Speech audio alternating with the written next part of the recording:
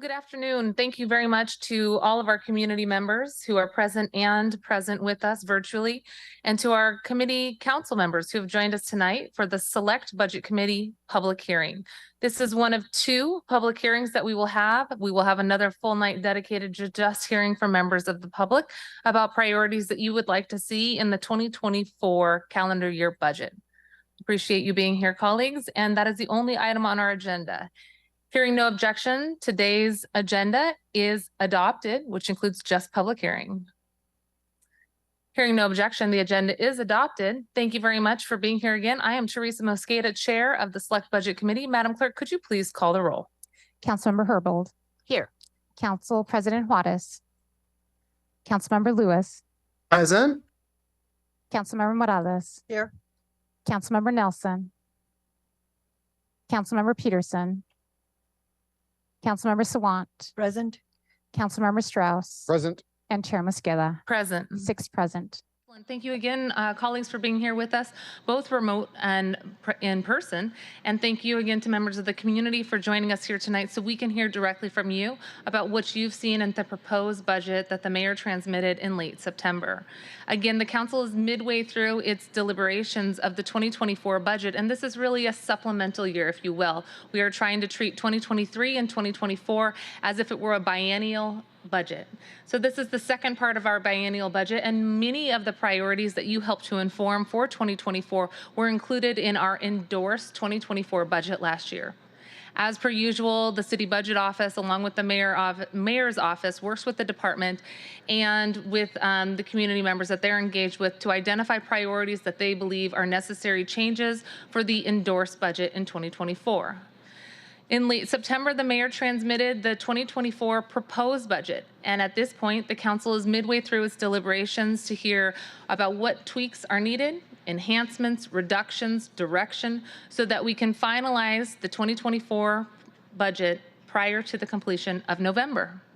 With your feedback, we will incorporate as much as we possibly can in a chair's proposed package that will be released later this week. And then there will be another opportunity for amendments to that proposed balancing package as well. From both council members and from members of the community, we encourage folks to continue to provide feedback, as many of the maybe larger scale proposals that we are all very interested in seeing will need additional conversation and ideally additional push to get it to the finish line at the end of November. So thank you for flagging some initial ideas for us already. For me as budget chair, this is my 4th year now serving as budget chair, but in the first year in 2020, we had many budgets that we had to pass, especially as we responded to the ongoing COVID crisis, the ongoing economic crisis for working families, and the need to ensure that dollars were out the door with the American Rescue Plan Act dollars. I just want to say, as we enter into this public comment period, thank you. You have provided direction and you have provided direct input onto those past budgets. Thank you for offering feedback for 2024 as we finalize the process at the end of this year. A final note as well is that we have an opportunity to again do an additional round of amendments, and we will hopefully finalize our proposed budget by the last week of November. Colleagues, I want to acknowledge that we have over 100 people signed up for public comment, but we don't want to go down to just 1 minute. So what we were planning to do at this juncture was a minute and a half to try to get through everyone. Can I see a sign of support? I saw some nods. Is that okay? A minute and a half? Can people adapt? Okay. Thank you so much for folks in the room for the thumbs up and the nods. And for everybody that's listed online, I hope that a minute and a half is a helpful heads up. We know that that's not sufficient. I was just talking yesterday with many of the members from the Duwamish Valley Affordable Housing Coalition who came to City Hall for a tour, and they talked about how intimidating it is to testify and how hard it is to get their message over in just a minute or even 2 minutes, and especially for folks who this is their first time or English is their second language. I know it's not sufficient. So please continue to reach out to us. You can reach us all at council@seattle.gov. And you can also reach all of us at our individual emails as well. This is just one aspect of public comment, but we really encourage you to make sure to send those emails or give us calls so that we can continue to incorporate that feedback. We are going to start with 10 people online, and then we'll go to 10 people in the room. 10 people online, 10 people in the room, and we'll get through everyone who signed up for public comment. Thank you very much for adapting your testimony. And I would also encourage for folks who are here in person, many of us want to support or may be frustrated with what you're hearing. If you don't like something, please do not boo. If you like something and you want to cheer for it, please do this. For me in person, for folks who are watching online, I'm doing the waving hands thing so I can see your level of support, but it doesn't add to the extra time. I anticipate that we'll be here for at least 3 hours. So I want to say thank you for helping to comply with that so that we can keep going through all of the people who are here to sign up for public comment. And lastly, I want to thank our clerks, my team in my office who've helped to set this up, and the volunteers. We've asked for folks who are volunteers to help us staff today's meeting, so thank you for stepping up and doing that and doing so quickly. Okay, again, if you get cut off or if you don't have all of the comments that you'd like to share, please send those to council@seattle.gov. And with that, Madam Clerk, I think we can not do the video today. If I can just remind folks, if you're dialing in virtually, you need to use the same number that you registered online. That's how we find you in the queue and we get you teed up to testify. You'll hear an indication that says you are now unmuted. That's your indication you need to hit *6. Also double check your own phone to make sure that your own phone is not on mute. You'll hear you've been unmuted, push *6, and then go ahead and introduce yourself. For folks in the room, we will go ahead and call at least 2 people at a time. You're welcome to alternate between the microphones for additional social distancing. Thank you for sticking to your time as well. We'll keep the timer on the screen. And with that, I hope that we saved a little bit of additional time for more public testimony tonight, and we will make sure to get through everyone. Again, thanks to everybody who's dialed in online. We're going to do 10 people remote and then 10 people in the room. And thank you, Madam Clerk, for helping to call through those, and I will jump in when necessary.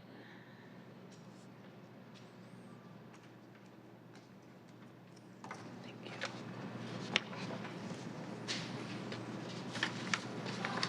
Do you want me to kick us off? Just a quick second. I'm having a technical difficulty. Am I good to go? One second, Just a Latanya. second. I'm sorry. I apologize. I'm having technical difficulty with the timer. Oh, no problem.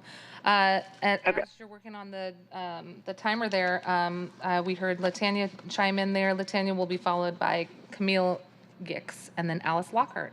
So 1 second, let us get the timer up and going, and then we'll give you a chance to make your comments. Thanks, Latanya, for getting us kicked off tonight. Okay, you may begin, Latanya. Thanks. All right. This is Latanya in D2. Council must amend the mayor's budget. A mayor who, according to a Como poll, is less popular than pickleball. We desperately need new progressive revenue past this budget. Not adopting new progressive revenue now is choosing an austerity budget in 2025 that will disproportionately impact Black, Indigenous, and communities of color, further exacerbating existing inequalities.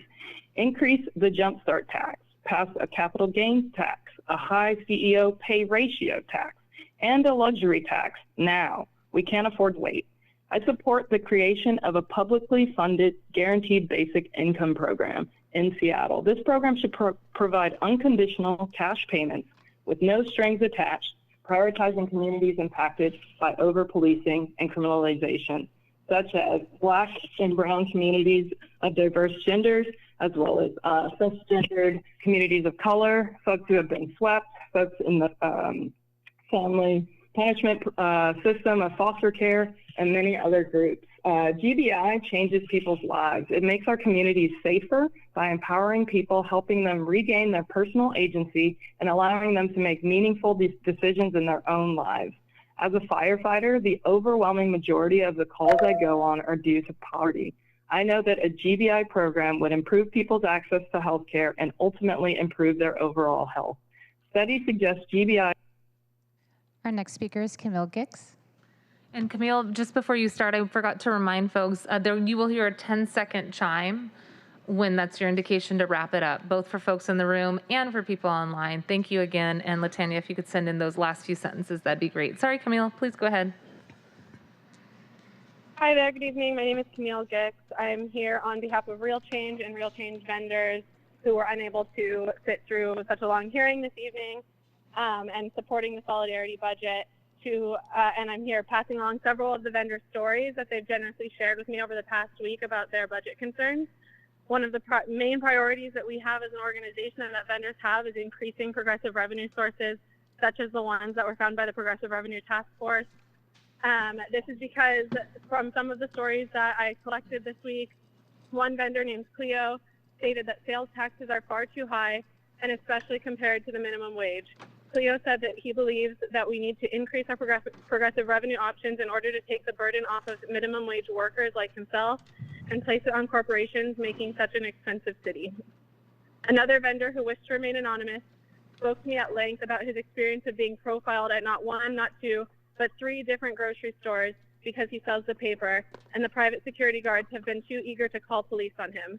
He's one of our top-selling vendors, and despite working hard to maintain relationships with the teams at these different grocery stores he has sold at, the overcriminalization of those who appear homeless have kept him from being able to return to some of his favorite selling posts. So I am calling in today to urge the council to increase progressive revenue options now and not wait convenient time so that we can start providing real services to our unhoused and renter neighbors. Thank you. Our next speaker is Alice Lockhart. Good evening, council members. I'm Alice Lockhart in District 5. Absolutely honored to speak after Letania and Camille, everything they said. And also, as you consider amending the budget, I ask each one of you to help those who need it most and shy away from expensive solutions that primarily benefit the most privileged. And lean towards solutions that work and away from ones that don't. Sweeps don't work, homes do. ShotSpotter is proven not to work. Safe consumption sites are proven to work. Jumpstart for housing was cut in the mayor's budget. I hope you will fix that. The Parks Department budget, which didn't get a presentation, showed an increase for golf, which, I'm doing okay, but I can't afford to pay golf at our public courses. I didn't see any ongoing funding for climate resilience hubs in parks or anywhere. Please fix that. Downtown activation may work, but primarily it benefits wealthy owners of the city's largest buildings. I hope you'll move some of these investments to directly benefit women and minority-owned businesses in disinvested neighborhoods in your districts. Some really good things funded with Jumpstart Economic Revitalization dollars in 2023 aren't in the proposed budget. We'd like to see child care worker retention bonuses at their 2023 levels, not the lower one in the mayor's budget, and the generational wealth investment and community investment trust back in the 2024 budget. Our next speaker is Jacob Shear. Hi, my name is Jacob Shear. I'm a Seattle Public Library worker and a member of Ask Me Local 2083. I'm speaking in a personal capacity to voice my support for the 2024 Solidarity Budget, as well as Councilmember Swan's forthcoming amendment to increase the Jumpstart tax to fund social services and a strong union contract for city employees. I work at a downtown library, and every day I witness the tragic impact of our housing and mental health crises. So many people come into the library in crisis and don't have anywhere to go for housing or mental health care. And while we can try our best to connect folks with resources, there simply aren't enough to meet the overwhelming need. And often the only thing we can do for people is to provide a warm place to stay from 10 to 6 p.m. and maybe some snacks if we have them. And so I want to ask, why is the library quite literally the only place for so many members of our community who are suffering so much? We need massive investments through progressive revenue and permanently affordable social housing, enhanced shelters, and universal access to mental health care, not ShotSpotter and ghost cop positions. And so I'm proud to support the 2024 Solidarity Budget and call on all council members to do the same. Thank you. Our next speaker is BJ Last. Hello, my name is BJ Last, a Ballard resident, and I support the Solidarity Budget. I was born in a home with domestic violence, and like over half of the homes where there is domestic violence, calling the police was absolutely not an option for a myriad of reasons. It's one of the many things where we turn to police because they're who gets all of our budget, so they're the only resource on hand, and they cannot fix or address the underlying problem, repair the harm, or keep people safe. I urge Council to add funding for the recommendations from the Seattle Community Responses to Domestic Violence Work Group to this year's budget. I'm disappointed that instead of funding this, the mayor's proposed budget continues to give SPD funding for ghost cops, positions it hasn't filled, and for failed surveillance technology that SPD cannot legally purchase. It's hard to imagine that anyone on council's top priority for $1.8 million of general fund right now is to put that on the shelf in case SPD can ever legally purchase this failed surveillance technology. Instead of using that funding to restore cuts to ADA compliance, restore cuts to Vision Zero, restore cuts to making it safer for kids to walk and bike to school, implement the community responses to domestic violence work group piece item mentioned, undo some of the cuts to Jumpstart and increase funding for housing or anything that actually keeps people safe. The city is also facing a $251 million general fund deficit this year. The city needs to pass progressive. Our next speaker is Mimi Santos.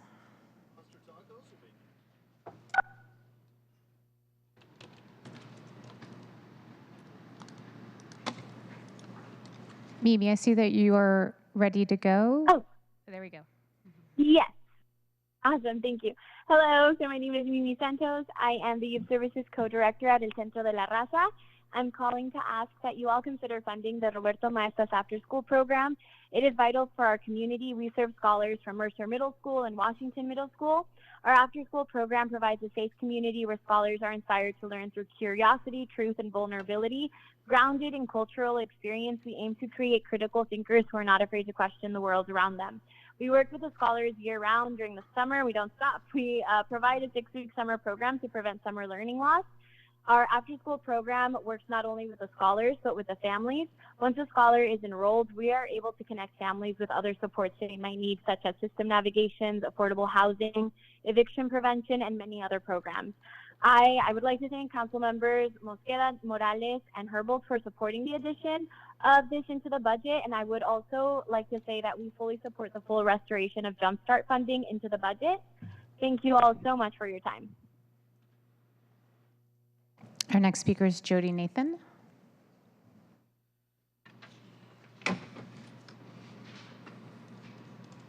Hi, I'm Jody Nathan. I live in District 2, and I'm here in support of the solidarity budget demands and our 9 guarantees. I ask that you stop funneling money into SPD's already bloated budget and start investing in the real things that improve communities and people's lives. I'm also here once again to ask you to reject funding ShotSpotter. You did the right thing last year, and in 2018 and in 2012 in rejecting this racist technology that now 2 studies have shown that it's ineffective in impacting gun-related homicides, arrest outcomes, and getting victims to safety faster. There are at least 5 cities we know of that tried ShotSpotter that are now revoking their contracts, and the main reason is that its really high false alert rate is a massive drain on police departments. And even ShotSpotter knows its claims of preventing or helping to solve crimes aren't true. Just read their service agreements. Frankly, it's shocking this is back on the table. Repackaging an expensive, really bad idea does not make it into a good one.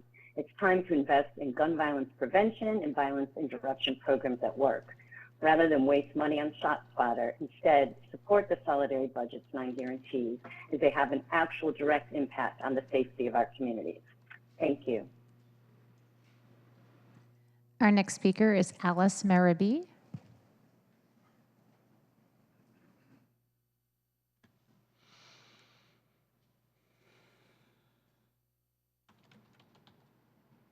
Alice, I see that you're ready to go. Maybe you're muted. Yes, hi. Thank you.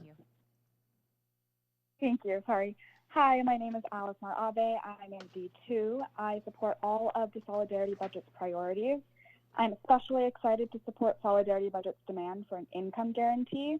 I would like to urge Council to follow King County's lead in starting a guaranteed basic income program for Seattle. County Council Member Zahalai says the county's GBI pilot had, quote, a more profound individual level impact, end quote, than anything else he's worked on for the council. GBI allows people to meet their basic needs in the best way for them, and that's what creates true public safety, not continuing to fund systems of punishment. GBI is also very cost effective. For the cost of 1 month in a deadly King County jail, Seattle could instead give a person 1 whole year of guaranteed basic income payments.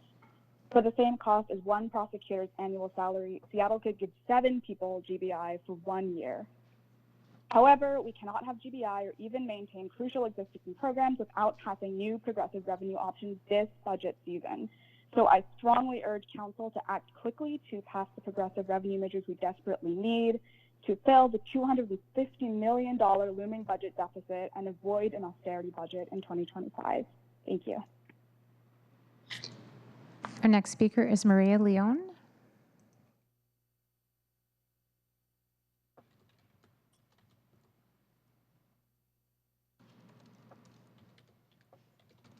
Hello, council members. My name is Maria, and I'm a union library worker organized in AFSCME 2083, speaking in a personal capacity. I live in District 1. I've been a library worker for over 9 years and have never seen us so understaffed and overworked like I do now. Many library and city workers cannot afford to live in the communities we serve and are commuting from Everett, Renton, and beyond the city of Seattle. Record inflation has cut into our wages while rent and housing costs skyrocket. We, like my colleague earlier mentioned, are at the forefront of the mental health and fentanyl crisis. We love our patrons. We're here to serve them. But we need to increase the Amazon tax to fully fund social services, affordable housing, and the city union contracts that will allow us to continue this important work that we do. The MLK Labor Council endorsed Tammy Morales, Dan Strauss, Andrew Lewis, and Teresa Mosqueda in their upcoming elections. And we ask you, will you side with union workers and increase the Amazon tax to fund our contracts, or will you sign with big businesses and protect their profits? The City Council needs to increase this Amazon tax to fully fund social services, affordable housing, and city union contracts. We keep Seattle running, and we thank you. Thank you. Our last speaker in this round will be Jennifer Ives, and then we'll go into in-person public comment.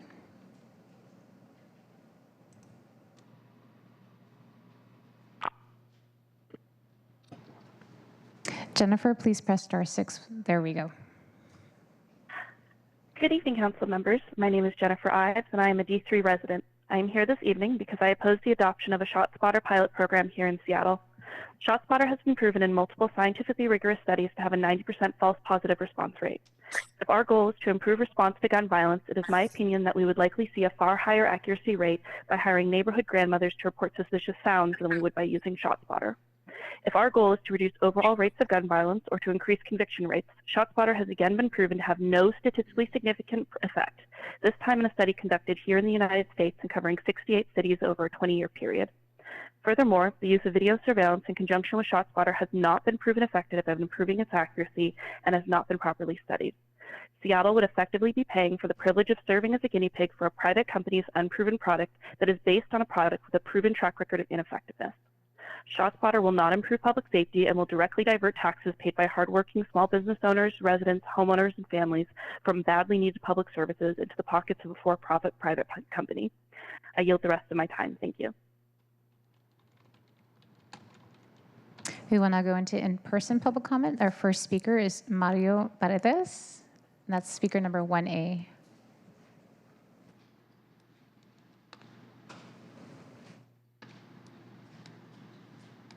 Good afternoon.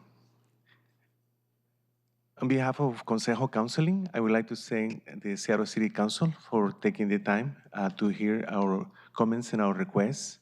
Consejo Counseling is an organization that has been providing services to domestic violence survivors for the last 45 years.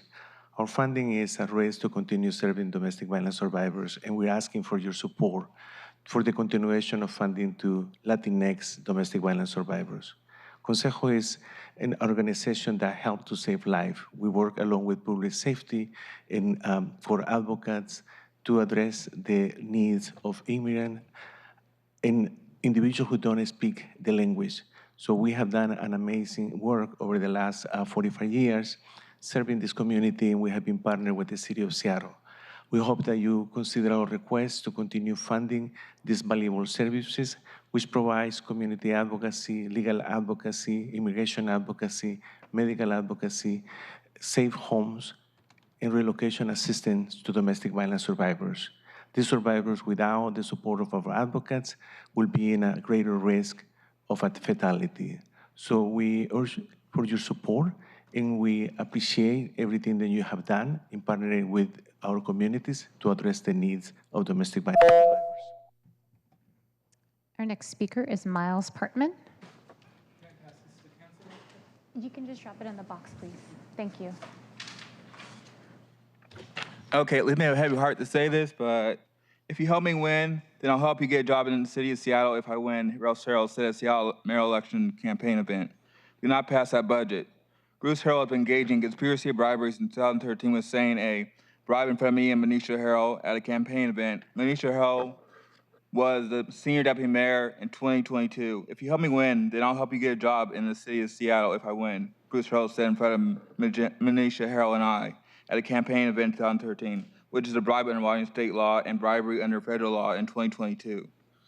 Passing the budget without impeachment of the mayor hearing would be a criminal act and could lead to a federal investigation as the city received federal funding via a possible violation of theft and bribery containing programs receiving federal funds per the U.S. Code. The allegation of bribery relating to moral turpitude is in your email labeled bribery by the Seattle Mayor, Bruce Harrell. Under Washington State jury instructions, I can prove Bruce Harrell that engaged in bribery beyond reasonable doubt and can, I give him President Mayor's impeachment hearing if needed, as usual, and per city charter. Please consider evidence you're presented with for the impeachment hearing. Rule of the mayor may be removed from office after a hearing for any willful violation of duty or the commission of offense involving moral turpitude upon writing notice from the city council at least 5 days before the hearing. He or she shall have the right to be present to the aid of council to offer evidence to be heard in her behalf. Upon the affirmative vote, 2/3 of members of the city council acting as court of impeachment, the office shall become vacant. Our next speaker is Norma Guzman.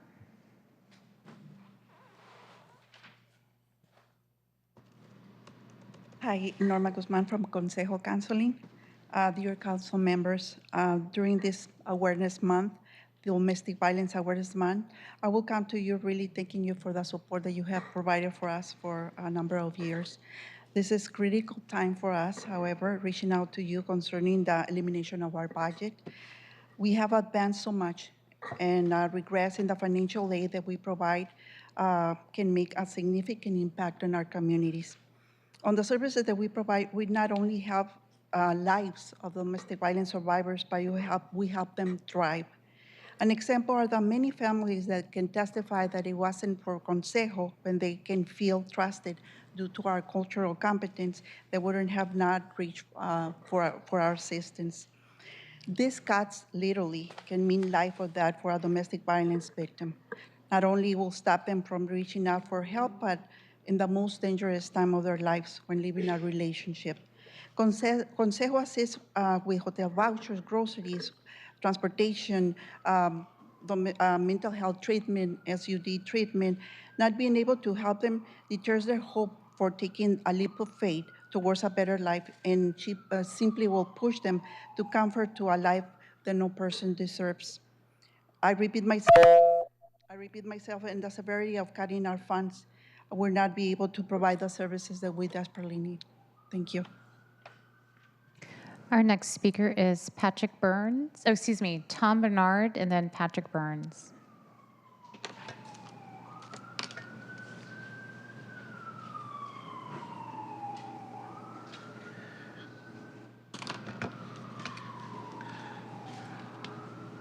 Council members, my name is Tom Barnard. I am speaking on behalf of the Seattle chapter of the Democratic Socialists of America, which endorses the Seattle Solidarity Budget demands.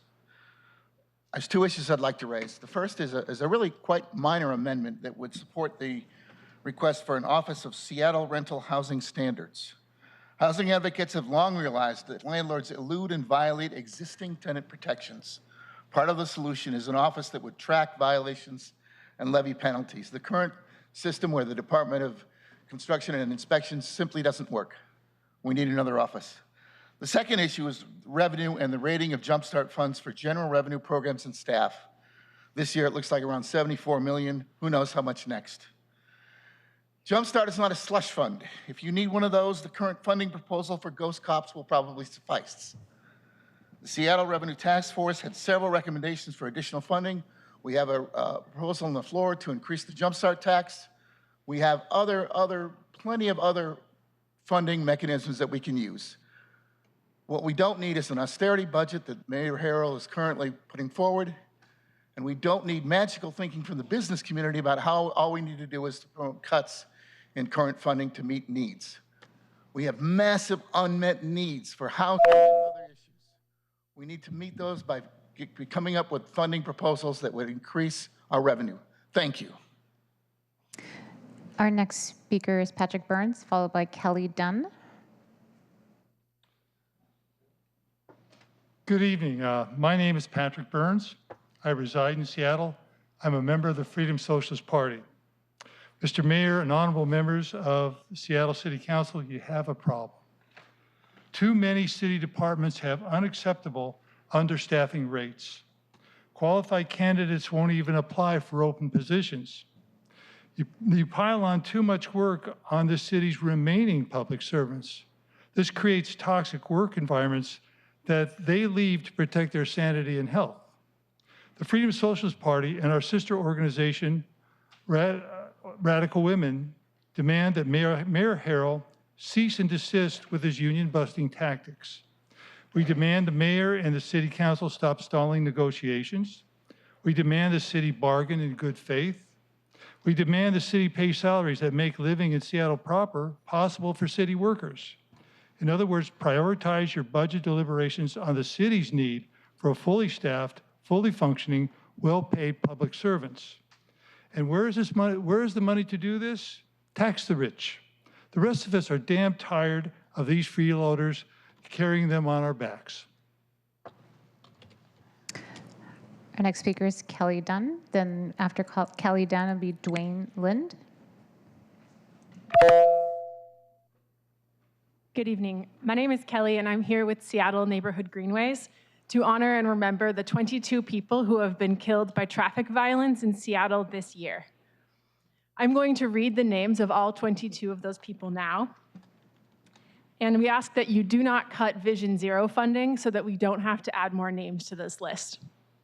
Those names are Chakra, Janavi, Bari, Jessica, Mbaya, Riley, Kalia, Andres, Dwayne, Oliver, Kimberly, Michael, Antoinette, Todd, Elliot, Rodrigo, Anthony, Abdikader, a child, name unavailable, Sean, Lydia, and Jane Doe.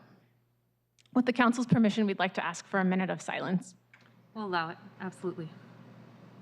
Madam Clerk, could you time up a minute for us?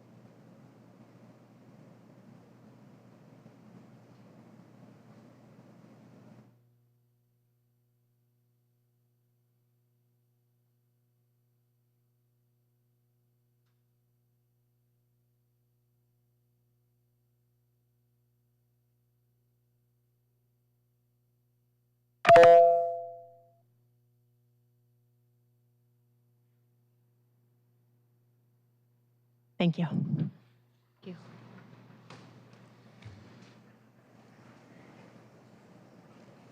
Dwayne Lind is our next speaker, and then Marie Rose.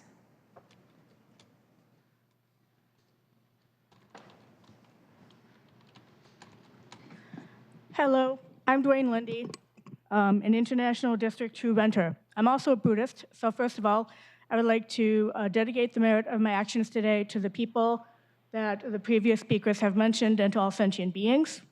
Second of all, I am a renter. I'm also a very short person. I am here to speak on the need for more robust renters' rights and the need to expand those rights. Please support funding for an Office of Rental Housing Standards tenant work group. This is a concrete way to expand renters' rights by providing a place where renters can go for help. Current resources are inadequate for renters. Seattle has a proud history of vigorously supporting workers' rights. We have a unique opportunity to expand that support to renters. Remember, we elected you. Support funding for an Office of Rental Housing Standards tenant work group. Thank you for your time, and remember, housing is a human right, not a commodity. I yield the rest of my time. Marie Rose, followed by Reverend Walden.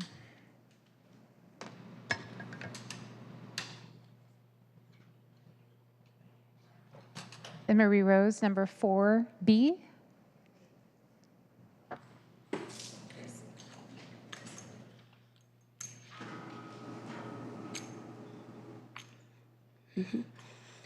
Hello, my name is Marie Rose Mbage. I'm community navigator at King County Public Health. I'm here to advocate for my community members who are just come here in the USA, and they are sleeping outside at Taquila, and I need you to remind about them for the budget and looking something or something to do like the shelter, emergency shelter or housing because of this climate change.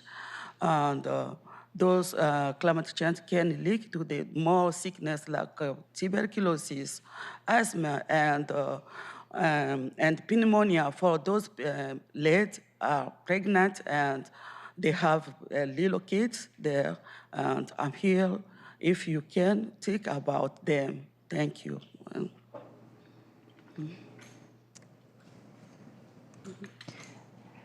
We will now move on to Reverend Walden, and then followed by Reverend Walden, we'll move to Amanda Benson, who will be our last in-person speaker for this set. Good afternoon, and thank you. My name is Reverend Walden. I'm speaking in the capacity of Mothers for Police Accountability. I'm speaking to support the mayor's budget as it relates to public safety. It was a shooting on 23rd in Jackson on Monday at a daycare. It's amazing that nobody says that Black Lives Matter anymore because the police didn't kill 40 Black people in this town. And so there's Black people who want to support the spot shotter. And all the people who are talking and accent, they don't live in the Black community. And they talk about people of color. Well, I'm a Black woman, and I've sat with many mothers who's crying because their children have been killed. It's no arrest. People shoot people in the daytime because they know they're not going to go to jail. And it seems to me that Seattle is okay as long as Black people are getting killed in the streets and the police didn't kill them. And I think you need to think about that. How do you feel about that? Have you been to a funeral? Have you sent flowers to a parent? Have you talked to someone whose child hears gunshots all the time? And they're going to tell us that the technology don't work. Why can't we pilot it here for ourselves to find out if it works or not? It's outrageous that all the people can talk about what don't work and talk about around Black issues, but not about Black people. I'm here standing as a Black woman. I've been doing this work for 33 years. And please talk to somebody who lives in the Black community. Thank you. Our last in-person speaker is Amanda Benson. Hello. Thanks for this opportunity to speak with you today. My name is Amanda Benson, and I am the volunteer program manager for the Low Income Housing Institute. Every day I hear from neighbors, schools, churches, nonprofit organizations, and other community groups who want to support tiny house villages through volunteer work and donations. I bring folks into the villages to do painting projects, landscaping, furniture assembly, hand out donations, or serve food to our clients. We have hundreds of volunteers who want to get to work right away, building more tiny houses and to get people inside. People volunteer because they know it is our best chance at solving homelessness and the safest, most dignified way to shelter our unhoused neighbors. Tiny houses save lives. Since Lehigh began the program in 2015, over 3,000 people have found shelter. Over 50% secure permanent housing after they move out of a tiny house. This is the answer to sweeps. Please support more tiny houses. Woo. Going back to remote public comment speakers, our first one in the set is Suzette Creaso.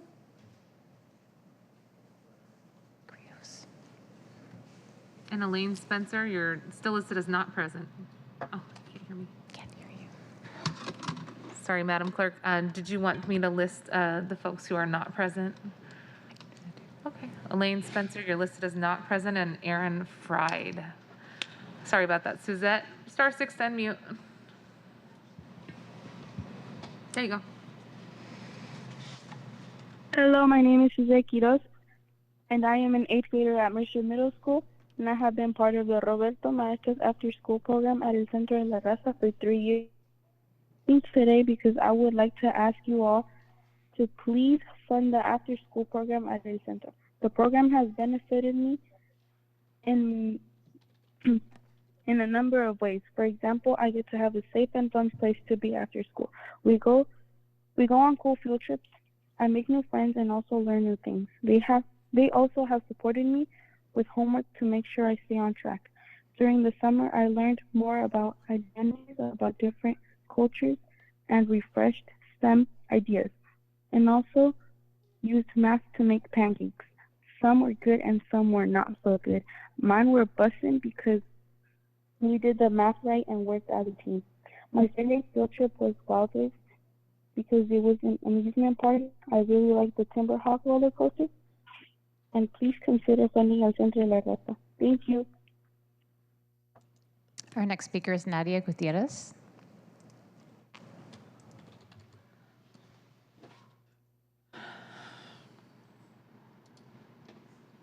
Hi, my name is Nadia Gutierrez. I'm the after-school program coordinator at El Centro de la Raza. I started working with our middle schoolers this summer, and I'm excited to stay for their after-school program this year. I'm talking with you all today in hopes of asking you to consider funding our after-school program. The program is really important for our middle school kids. It's a place where they can learn about their culture, identity, STEM, and computer literacy. We also help them with their homework, go on fun field trips, and most importantly, provide a safe space for all the kids to be at after school. A lot of families face tough challenges, and this program gives their kids a place to be themselves, make friends, and feel like they belong. El Centro's after-school program is a lifeline for our kids. It's where they can realize their full potential and where our community's future is being shaped. Thank you for considering funding us. Our next speaker is Hannah Wong.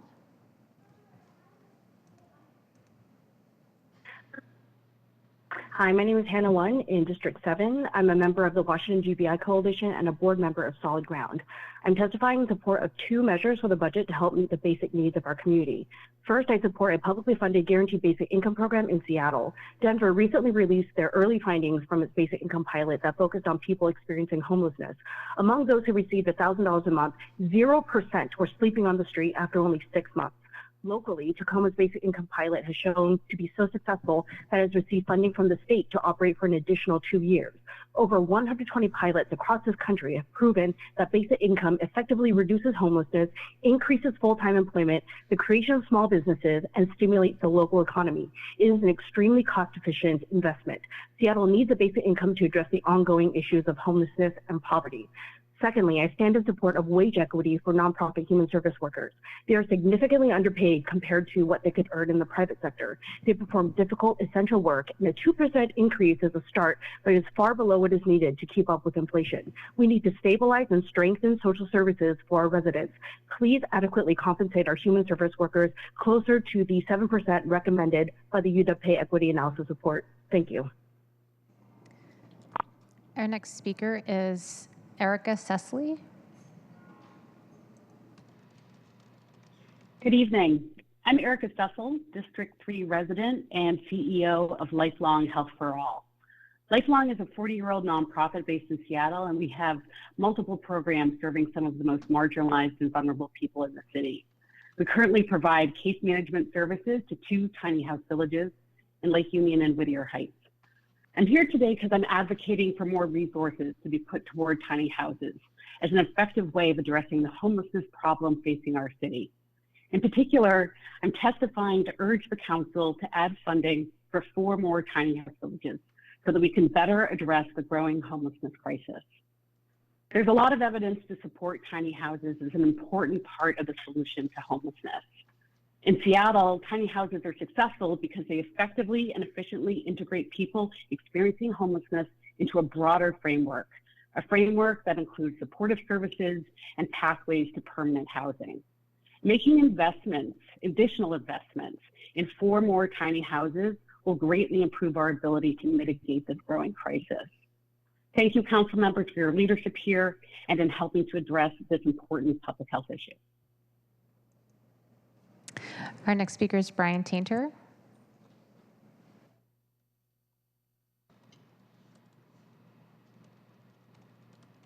My name is Brian Tainter. I'm a D3 resident and a program manager with the Meals Partnership Coalition. I'm here to speak today in favor of the Meals Partnership Coalition's request for a one-time investment of $300,000 into 2024 to fund operational expenses for meal providers throughout Seattle. In the last 2 years, more than $4 million have been cut from the meal system. Safe, reliable sources of free, nutritious breakfasts, weekend meals, and meals in permanent supportive housing and shelters are increasingly scarce. There has been absolutely no decrease in the community's need for safe and reliable access to meals. Meal providers in Seattle are one leaking freezer compressor or broken van window away from having to pause their services.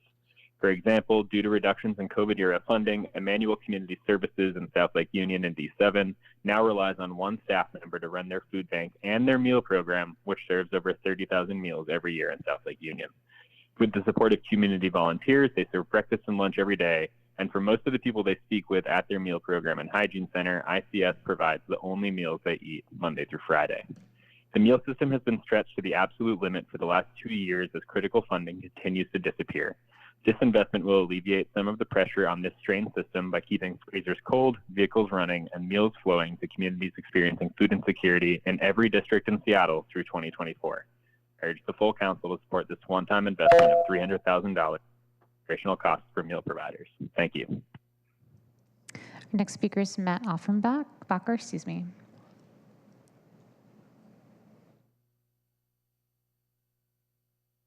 Oh, hi, Council. My name is Matt Offenbacher. I'm a resident of Capitol Hill and a small business owner in Soto. I'm here today to express my support for the Solidarity Budget's 9 guarantees. The 9 guarantees are a plan for our city that would make me proud to call Seattle home, a plan that first considers those who are most vulnerable and struggling in our communities, and by putting the needs of those community members first, we will be putting all of our needs first. City Council has unfortunately spent way too much time this past year debating and passing bills that seem to be more about providing political cover for council members than actually helping Seattleites. But this budget process is substance, and you can make a big difference here. Please pass new progressive revenue sources for city income and make cuts to the corrupt Seattle police budget. Get rid of those 213 ghost cops. Get rid of ShotSpotter and put a stake in it so it doesn't come back to life again. Implement a guaranteed basic income, which has been proven again and again as one of the most simple, cost-effective, and dignified methods for increasing people's health, housing, food security, community safety, and educational opportunity. These are just a few of the ideas that you can find in the Solidarity Budget. It's full of great things that I would love to see you incorporate in this year's budget. I think my time is almost up, so please, council members, make good choices and have a good meeting. Thank you. Our next speaker is Adam Diba.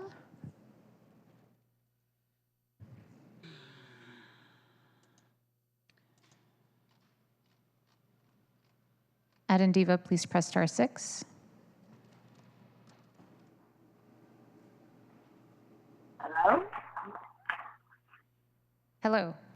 Please begin. Hello, hi, my name is Adam Diba. I am in Wasca, Washington, Washington State African Coalition Leaders. I am here testifying against what's happening with my fellow immigrant population at the Tatwella Center. I'm here in support of what Cal is trying to do to house those people. It's cold out there sleeping, and we have pregnant people, young ones, and youth, elders just living on diet needs. And I don't think that Seattle should look at that, and we need to support them and put them in a place where it's safe for them, because they didn't know that this is what they were going to face once they arrived here. And also to try just to support us and be human and dig into our deepest heart and support this thing that's happening out there in Capoeira. Thank you very much for taking my call. Our next speaker is Heather Brandt.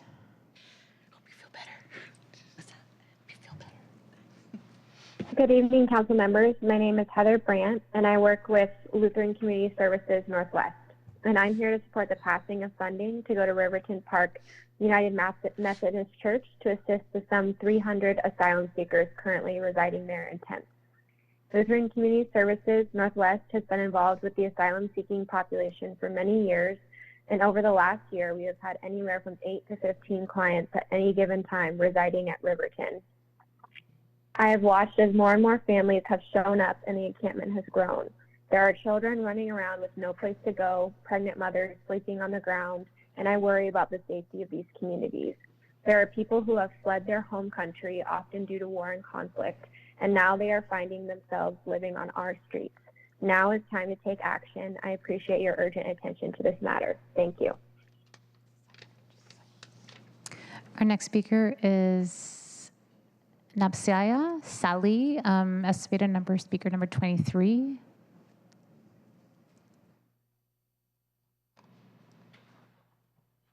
My name is Nipsia Salih, and I wear many hats. I'm a proud parent to children in SPS, a South Seattle resident in District 2, and a professional school counselor in South Seattle High School. School counselors and social workers are important parts to a school system that ensures students have excellent educational experiences. The request is to request funding from taxes on big businesses to fund school counselors and social workers in every Seattle public school. I have been part of the Seattle Public Schools for almost 10 years and care deeply for my community and feel strongly about our strategic plan of Seattle excellence and continuing to work on academic and life outcomes for students of color and adhering to Seattle Policy 0030, ensuring educational and racial equity for all students. Look outside today in front of Seattle City Hall. There are students, counselors, and social workers in person in hopes Seattle officials will do the right thing and use the budget to fund school counselors and social workers in every building. Elected community members, please join the support of school counselors and school social workers to give our students excellent educational experiences with college, career, and mental. Thank you for listening and your time today. Our last remote speaker is Crystal Brown.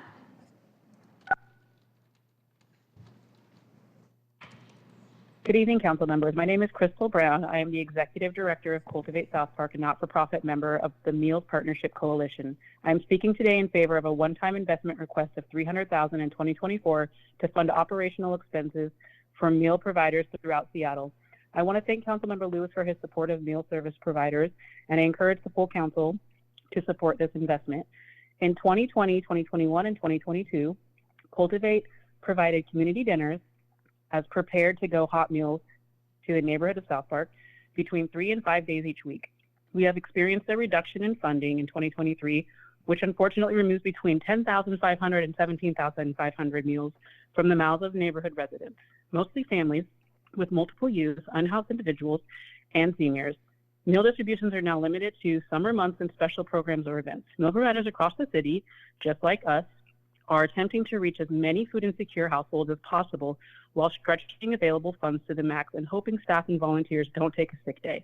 Cultivate South Park's priority is not only to provide food to those who need, but to make sure the food distributed is culturally relevant and healthy, and that helps to combat diseases faced by the main demographics of our area.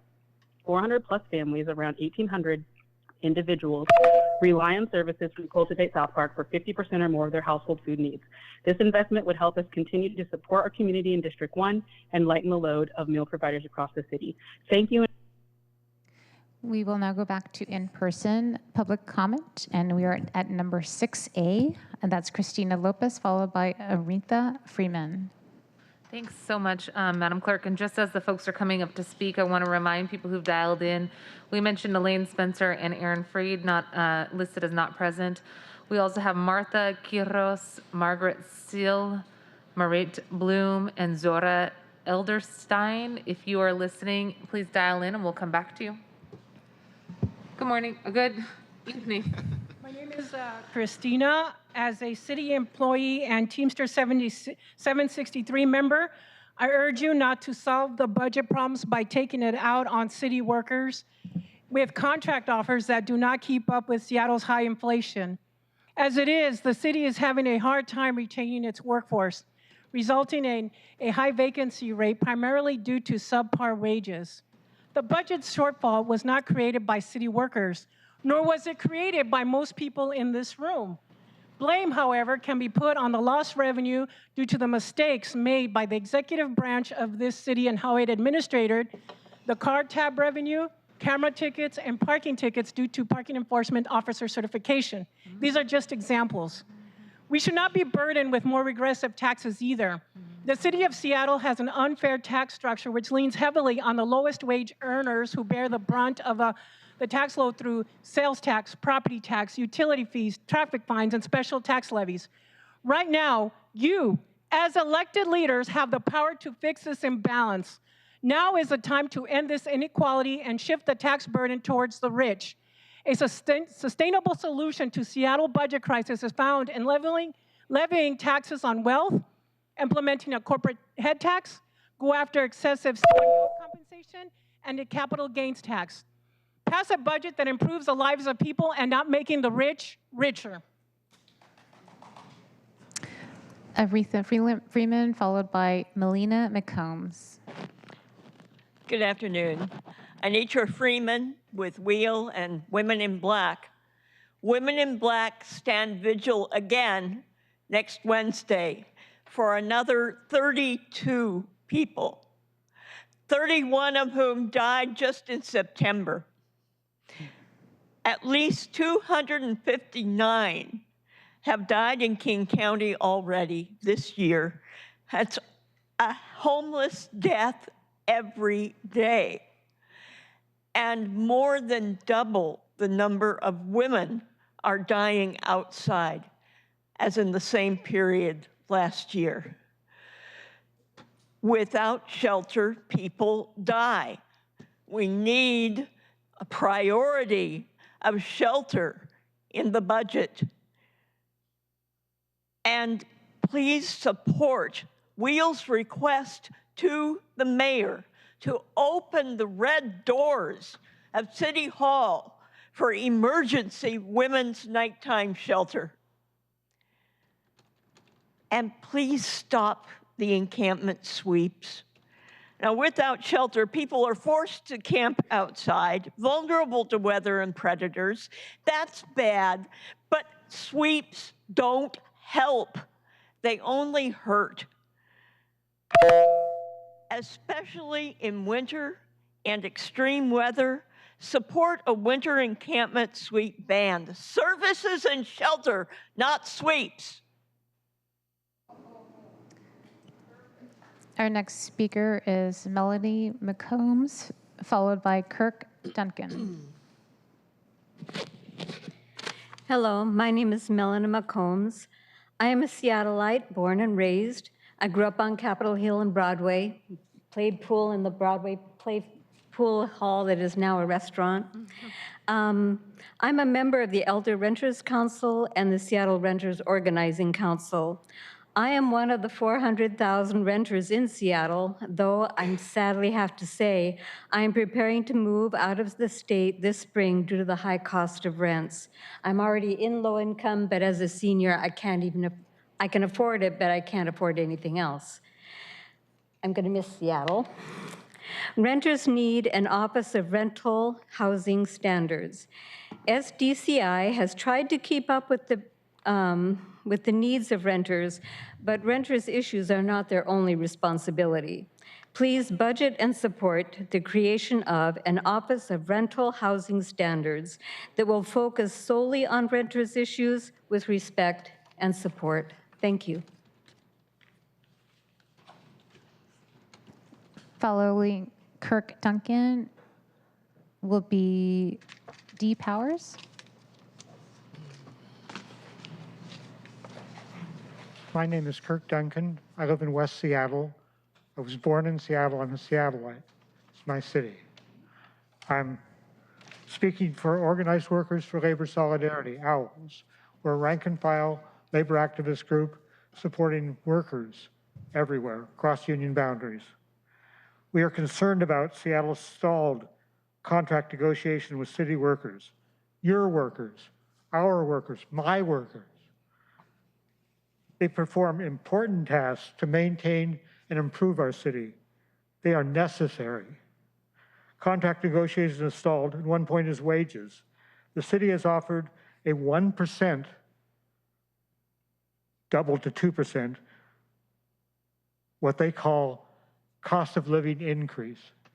This is ridiculous. It is disingenuous and insulting. Cost of living has gone up more than 5%. In the last 3 years, it has gone up more than the previous 9 years. This is putting them behind. They're seeing less than more than 3% reduction in their actual earnings. 3 or 4 years of this robbing our employees is not going to make the city a better place. Paying them what they deserve will make us actually a better place to live. They are important, they are valuable, they are necessary. Support them. Next speaker is Dee Powers, followed by first name starting with an I, last name Akiver, if I'm not mistaken. It's number 8B. Dee? Good evening, council members. My name is Dee Powers. I am a formerly homeless renter working for the housing justice nonprofit Be Seattle. I now live in District 3 after 7 years of living in my vehicle in District 2. And I'm here to speak on the need for more robust enforcement and expansion of renters' rights. Renters now make up more than half of the population of Seattle. I'm proud to count myself among the many workers who rent in this city. According to the website for the Office of Labor Standards, the city of Seattle is a leader on workforce practices that create a fair and healthy economy for all of Seattle's residents and businesses. It is time for the city to stand with their constituents and extend that same level of protection to the approximate 400,000 renters within city limits. An Office of Rental Housing Standards can protect renters' rights to safe housing and justice through timely investigations and robust enforcement mechanisms. Please support the funding for an Office of Rental Housing Standards tenant work group. Thank you.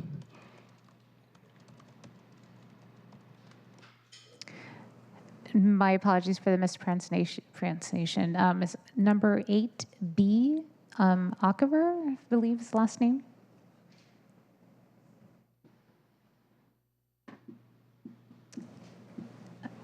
We'll move on to the next speaker, and then if number 8B comes back, we can, oh. Thank you. Good evening, Council.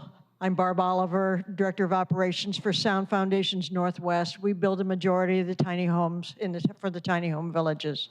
You've heard testimony on why tiny home villages work, and we all know that. Now I'm going to show you how. Me and my charts, right? Okay. So you will all get a copy of all the particulars of this, but I'm just going to go over the highlight reel. Currently, we have 21 villages, about 725 homes. We got about 2,000 people off the streets. Next year, 26 villages, and, sorry, I gotta look at the numbers. 4,950 people off the streets.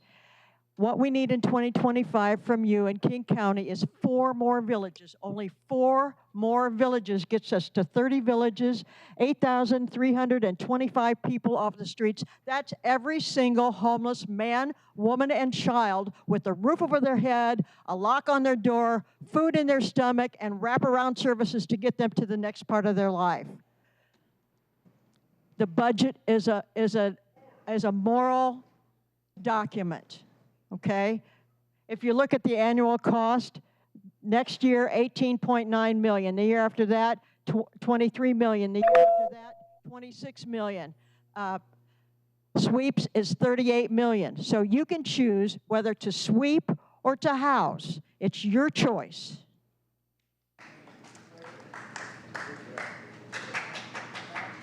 Next speaker is Sue Hilderith, followed by John Balderjack.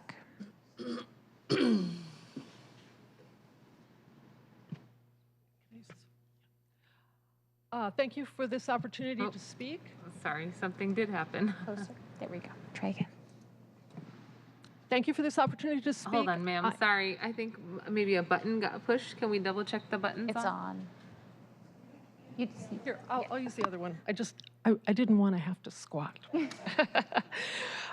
Thank you for this opportunity to speak. I am a District 4 homeowner.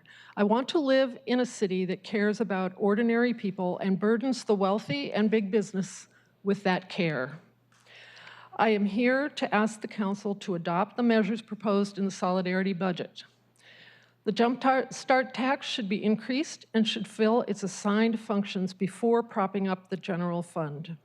New progressive revenue should be enacted during this budget season, including a capital gains tax and a vacancy tax.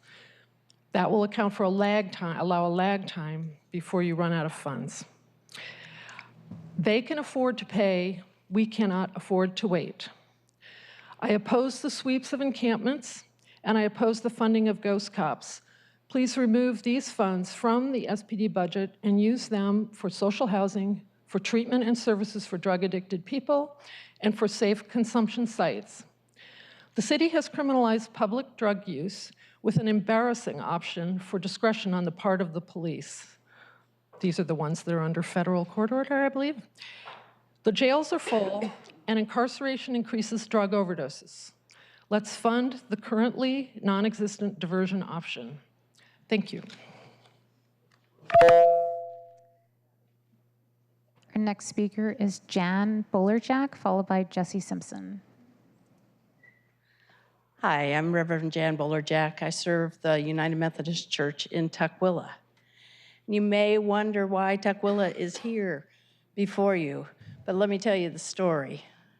Last December, we took our last people out of tents. We've always had a ministry with the homeless, clothing the naked, feeding the hungry, and sheltering the homeless. And we took them and we put them in tiny homes. Go tiny homes. And so we had no tents. And we celebrated until Seattle PD started calling us and saying that they were finding asylum seekers sleeping on the streets of Seattle. And these were families with young children. By King Street Station, by the library. They had checked out all of their sources and there was no place to send these families. So they started bringing them to Tukwila. And Tukwila then went from 0 to 100 by about March. And I started calling and saying, who can help? Who can help? Look at what's happening. And by July, we were at 200 and now we're close to 300. 90 of those are children. 11 of those are pregnant moms. We've already had 2 newborns. Fortunately, we got them into tiny houses on the property before the babies were born. But we have 11 more babies to be born and not enough homes to put them in. You know the housing crisis. You know what's going on. Did I just lose my mic? Oh. You know the housing crisis, you know what's going on, you know about the difficulties of asylum seekers Oh, I ran out of time? If you could wrap up, ma'am. You can just wrap it up. I'm sorry. Just wrap it up. No, you know the situation and you know what needs to happen. We need housing for these people. We need support for these people. We need resources. And I'll let the rest of them tell more. Our next speaker is Jesse Simpson, followed by our last in-person speaker for the set is Joey Lopez. Great. And yep, this is working. Good evening, council members. I'm Jesse Simpson, Government Relations and Policy Manager for the Housing Development Consortium, representing the nonprofit affordable housing development sector and operations. Affordable housing sector is at a crossroads. Our mission has never been more essential, and yet it's been never more difficult to own, operate, develop, and maintain affordable housing. Operating expenses have increased dramatically. Insurance premiums have spiked 30% just this year, and inflation has made it more costly to maintain and operate our buildings at a high standard. It's threatening the very sustainability of our operations, and it's low-income residents who bear the brunt of this critical underfunding. They rely on affordable housing as a lifeline for stability, security, and a pathway to upward mobility. Without proper operations funding, services and maintenance needed for supportive, livable, and safe affordable housing are put at risk, and this exacerbates all of the challenges faced by low-income residents. To maintain the network of mission-oriented, nonprofit affordable housing providers that we've spent decades building up, the city needs a strategy to adequately fund operations and stabilize the affordable housing sector. And I ask you to find space in a tight budget to meet these needs. Thanks for the opportunity to testify today. Thank you. Our last in-person speaker for the set is Joey Lopez. Good evening, council members. My name is Joey Lopez. I'm the co-executive director of the Church Council of Greater Seattle, and I live in District 3. I stand in the recent Church Council's legacies of Michael Ramos, a dedicated advocate for migrants and housing. And I'm here today to urge you to add $2 million to the budget to support emergency indoor shelter for newly arrived migrants and asylum seekers, to support rapid rehousing for direct rent subsidies for unsheltered asylum seekers, and most importantly, to support culturally and linguistically appropriate case management to assist with wraparound services to meet the specific need of asylum seekers. There are hundreds of asylum seekers arriving in Seattle. They are sleeping in our streets, they are sleeping in cars, in parking garages, and other dangerous places. For many years, the Church Council has stood here, and for the past 3, I've spoke with many of you about how faith communities can leverage their land-based assets to support those unhoused in our communities. And we're doing that work again. We're interweaving our immigration work and our land use work to try to activate vacant faith-owned land to support their communities. Please dedicate $2 million for emergency shelter and housing with culturally competent wraparound services to get asylum seekers indoors and out of cold, wet tents. Remote speakers. Our next remote speaker is Anila Afzal. Hello, Council. This is Anila Afdali, District 1 resident and Executive Director of the American Muslim Empowerment Network at the Muslim Association of Puget Sound, MAPS. MAPS is the largest Islamic center in the Pacific Northwest, headquartered in Redmond with a branch in Seattle. I'm also with the Washington Immigrant Solidarity Network and Faith Action Network. At a time when I am heartbroken and horrified at what is happening in Gaza and Israel, and working frantically with Jews, Muslims, and Christians to take action, I had to take a moment to call in support of those locally who are also in need of urgent help. Specifically, hundreds of asylum seekers who escaped violence and trauma are in our area, sleeping on the streets, including families and the 90 children and 11 pregnant women, as you heard. This is a humanitarian, public health, and environmental emergency, and we need a regional response by all levels of government, including the City of Seattle. Please dedicate funding in the budget for emergency shelter to get these families and children off the streets and out of cold, wet tents. I also agree with prior speakers on the need for increasing progressive revenue sources in our city, including the Jump Start tax, and making sure the wealthy pay their fair share. Thank you. Our next speaker is Katie Kent Gendry.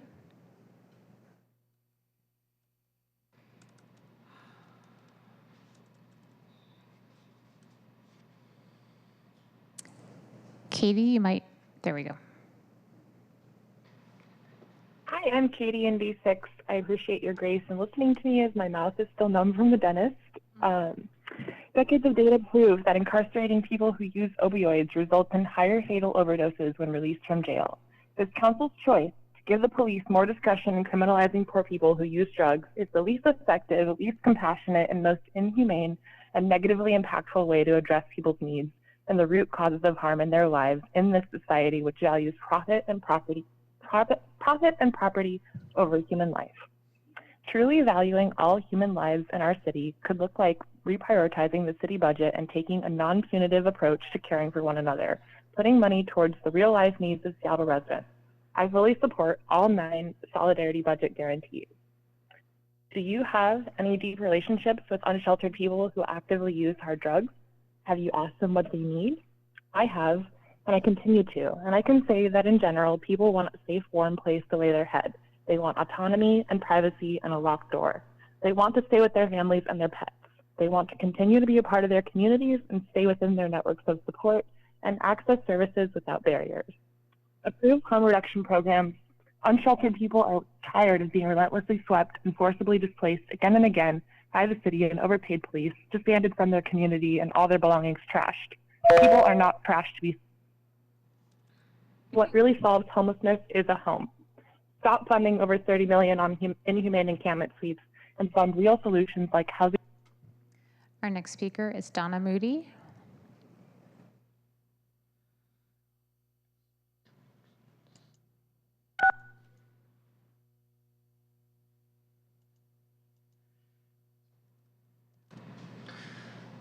Donna, you might be on mute on your own phone. Can you hear us? Hi, thank you. This is Donna Moody. I am the Executive Director of the Capitol Hill Eco District, recently relocated to the Urban League of Metropolitan Seattle. I first want to thank you for considering to include street activation dollars in the upcoming budget, particularly focusing on Capitol Hill, where there has been a lot of groundwork laid, and Capitol Hill is poised to be proof of the concept for other neighborhoods. I also just want to take a minute to point out that through years of organizing and coalition building for public life, we have studied and laid a foundation for activation projects in our neighborhood, highlighting streets and public spaces, making them more safe, more vibrant, and inviting to the community. This is also an incredible alternative to use public life activation over security and surveillance, building the neighborhood concept of feeling safe in the neighborhoods where they live, work, and play. And once again, thank you for the time. I appreciate that the council is considering this. The next 3 speakers are not present. That's Margaret Still, Merit Bloom, and Zora Edelstein. Estimated numbers 28, 29, and 30. The next speaker is Jason Walsh. Good evening. My name is Jason. I'm a resident of D2, and I'm here to call on the council to reject the mayor's current budget and develop concrete ways to incorporate the guarantees of the solidarity budget. While I was a master's student in public health and urban planning at the University of Washington, I was part of a study with Mary's Place to learn why families at its shelter were returning. For our work, we learned that families were returning in no small part to financial precarity stemming from a host of issues.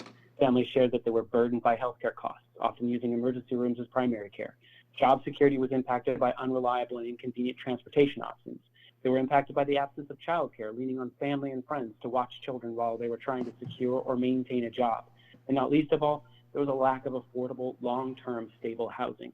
These are our friends, our family, and our neighbors, and it's their needs that we have a responsibility to meet. Incorporating the solidarity budget guarantees into the city budget would begin to meet the city's moral obligation to care for its people. That means guarantees of a basic income, housing, healthcare, fast and frequent and reliable transportation, climate action and resilience through a fully funded Green New Deal oversight board priorities, communication in the form of digital equity, care for children and older adults and those living with disabilities, universal access to nutritious and regenerative food, and a living wage. You can do this. by rejecting the mayor's current budget, calling for the elimination of money for ghost cops, the dangerous and racist shot spotter technology, and simply refusing to increase SPD's budget. You can and should do better. Adopt the Seattle Solidarity's budget guarantees. Thank you. Our next speaker is Mark Rivera. Hi there, my name is Mark Rivera, and I'm an organizer with Working Washington and the Pay Up campaign. I'm here to talk about the importance of supporting the enforcement of the labor standards that workers keep fighting for and winning. As an organizer, I've seen how much we workers can accomplish together, especially with the recent gig worker protections we passed through with City Council. But these wins are only on paper and lose their power if we are not able to hold network companies accountable when they break these laws. Today, I'm asking the council to support the fee to fund OLS. This 10-cent fee leveraged on network companies would pay for enforcement of gig workers protections that these apps have proven they will violate every time they can get away with it. Our city is unique with our infrastructure for enforcement and our first-in-the-nation labor standards, yet unfortunately without a dedicated funding stream, enforcement is at risk of being under-resourced despite its demonstrated benefits to workers, businesses that follow the law, and the Seattle economy. We have an opportunity to change that for these new gig worker laws, but funding needs to keep up with the high rates of violations of these new standards. Over the last 3 years, OLS has recovered nearly $14 million from the gig industry alone, from app companies like DoorDash, Uber Eats, and Grubhub for violating workers' rights. As Seattle gig workers continue to show workers nationwide what's possible when we organize, the Seattle City Council has an exciting opportunity to write a budget that'll make our hard-fought wins real, but not just passing robust labor standards, but ensuring the funding to enforce them. Seattle will continue to be a national leader for cities across the country. Thank you. The next speaker is Tracy Roberts.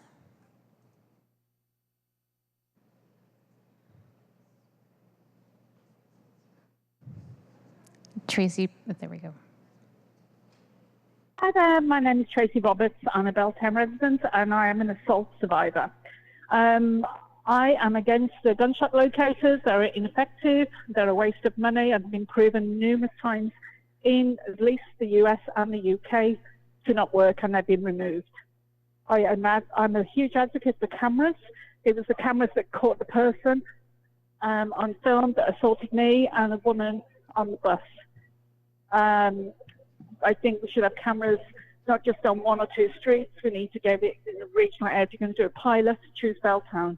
It's just getting much worse there. Put it on the streets, the alleyways, bus stops, in high spot areas. I would also push for civilian camera operators who would have immediate contact with SPD and SFD if anything is seen.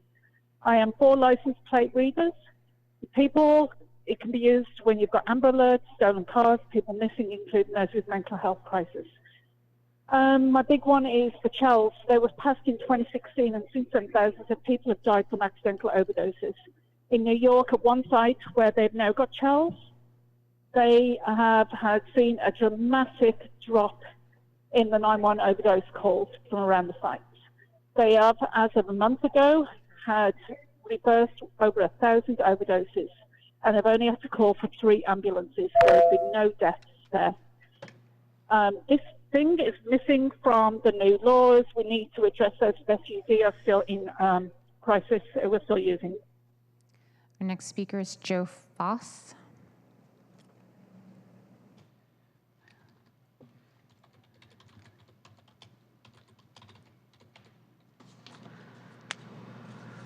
Joe Foss, we see you're unmuted. You might be muted on your end. Hi, thank you. My name is Joe Foss. I live in District 5, and I'm a teacher in the South End, high school teacher. I'm here to advocate for increased funds for mental health supports for youth, and specifically in support of the Seattle Student Union's proposal to this effect. I've been in the district for 6 years as a teacher, and over those 6 years, I've seen our high schoolers' mental health challenges only increase. We were under-resourced before, and now we're just simply drowning in the amount of students' needs when it comes to mental health. A lot of the anxiety that students are experiencing, in addition to other mental health issues, is severely impacting not only their well-being, but their ability to thrive in school. In 2021, the CDC Youth Threats Behavior Survey found that 10% of high school students attempted suicide, which is a very extreme measure when it comes to mental health. Most suicides are preventable, and this is absolutely unacceptable. We owe our youth more. We also know that mental health rates tend to be higher for youth who experience discrimination like racism, homophobia, and transphobia. As a health teacher, I teach my students that when their stress response is activated because they feel unsafe, they feel anxiety, it actually shuts down the parts of their brain that allow for things like critical thinking and connectivity, emotional regulation, and more. I literally cannot do my job if students feel unsafe. And frankly, even if I could, their achievement means very little if they are unsafe and unwell. Please increase resources for student mental health support. The next speaker is Laurel Gray.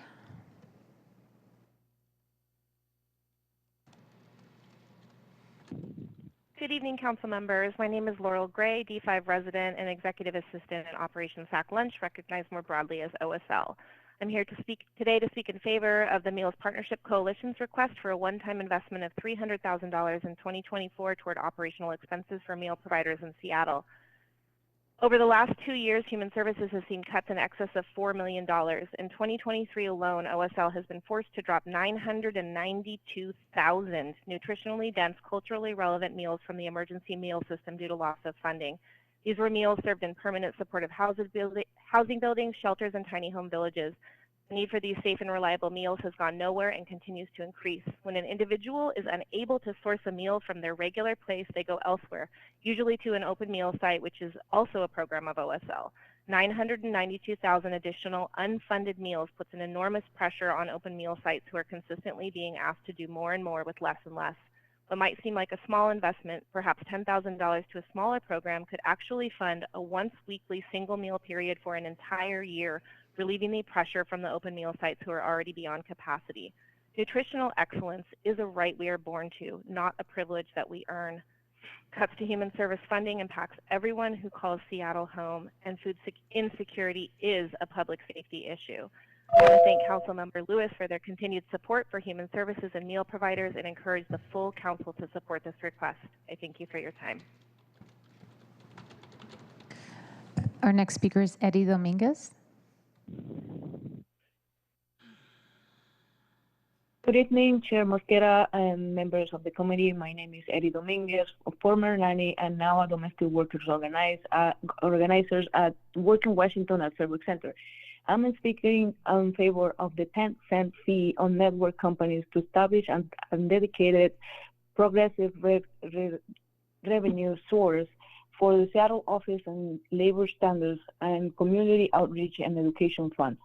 The Community Outreach and Education Funds have been a vital part of successful work in organizing and outreach and education. Because we have had resources through COEF, we have been able to support workers' initiatives like Know Your Right trainings, contract negotiation trainings, advocacy for landmark domestic workers' Bill of Rights.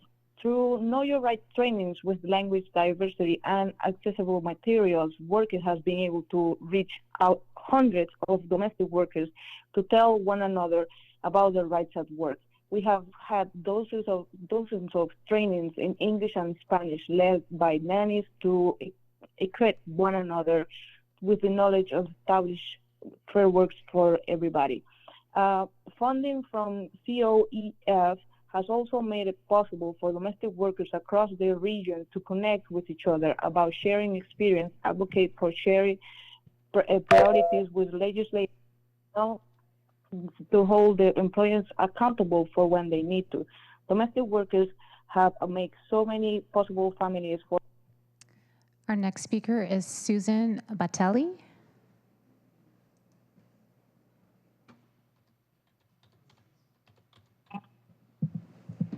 Hello, Council. My name is Suzanne Batelli. I'm a longtime Seattle resident, and I work at Casa Latina, an organization dedicated to furthering the power and well-being of Latinx immigrants in Greater Seattle through education, employment, and community action.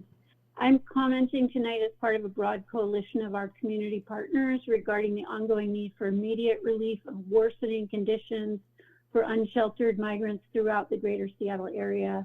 Many of the people we see daily at Casa Latina who are attending our classes and workshops or who are ringing our doorbell in search of resources and navigation assistance are directly experiencing the dire realities of being unhoused. So we are in a unique position to offer testimony regarding what we have been hearing about and witnessing over the past several months. Individuals and families arrive at our doorstep every day, sometimes with all their belongings, seeking food, clothing, shelter, and a way to earn some money to support themselves and their loved ones.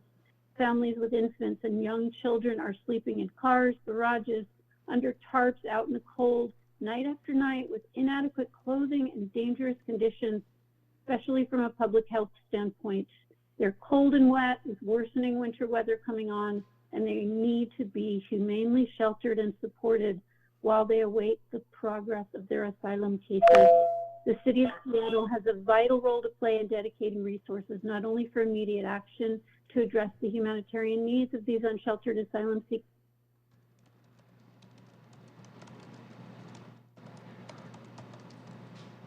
Okay, I think we're at the end of that block, is that right? Okay, I wanted to take a quick second and thank my colleagues as well. We did have the council members join us just about 20 minutes into the presentation. So council members Nelson and council member Peterson have been here with us. I want to acknowledge that they have been also listening in. Thank you very much, council members. And speaking of council members, we do have council member Sally Bagshaw, who is listed to testify online. So let's go to council member Bagshaw and then we'll go to the next 10 people in the room, please. Council member Bagshaw, if you could tee up and push *6 to unmute, that'd be great. Thank you. Good evening. Hello. Hey, Council Chair Mosqueda, so good to hear your voice. And council members, thank you for spending all these hours tonight. I'm here to support tiny homes and villages. And I just want to thank Councilmember Lewis for the work, Councilmember, that he is doing, especially to obtain some operating funds. Many of you know and have heard from Barbara Oliver earlier and Pastor Jan down in Tukwila. We have over 200 homes that are completed, ready to go, insulated, locking doors, that could be put on sites. And fortunately, Lehigh has 4 sites immediately that are available.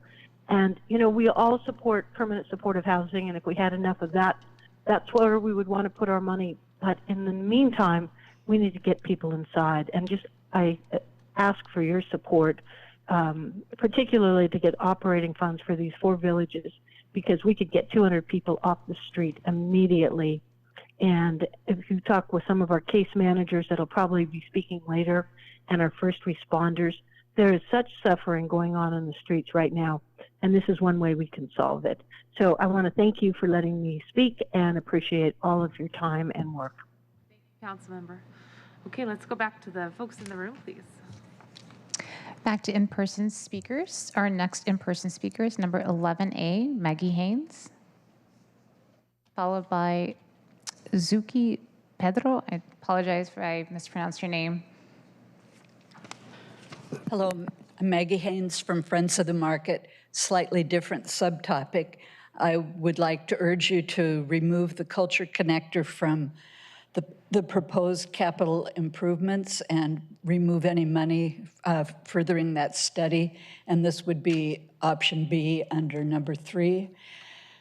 The Friends of the Market has interviewed a lot of businesses along First Avenue, and they're very fearful of losing business or going out of business because of the foot traffic that would be gone when the culture connector possibly could go in. They're concerned for themselves, and then we found out that a lot of them have low-income housing in the rest of the building above them, and they're concerned about the low-income citizens there who will not have the ability to get on their access buses or their rides if the streetcar's there. So they're concerned not just about themselves, and the access buses go where the people want to go. The streetcar goes to where it ends, but the people need the ability to get where they want to go. And on Broadway, that's a good place to look for the impact of a streetcar in our city, because there's a dearth of activity because the streetcar is taking people away. Okay, thank you very much.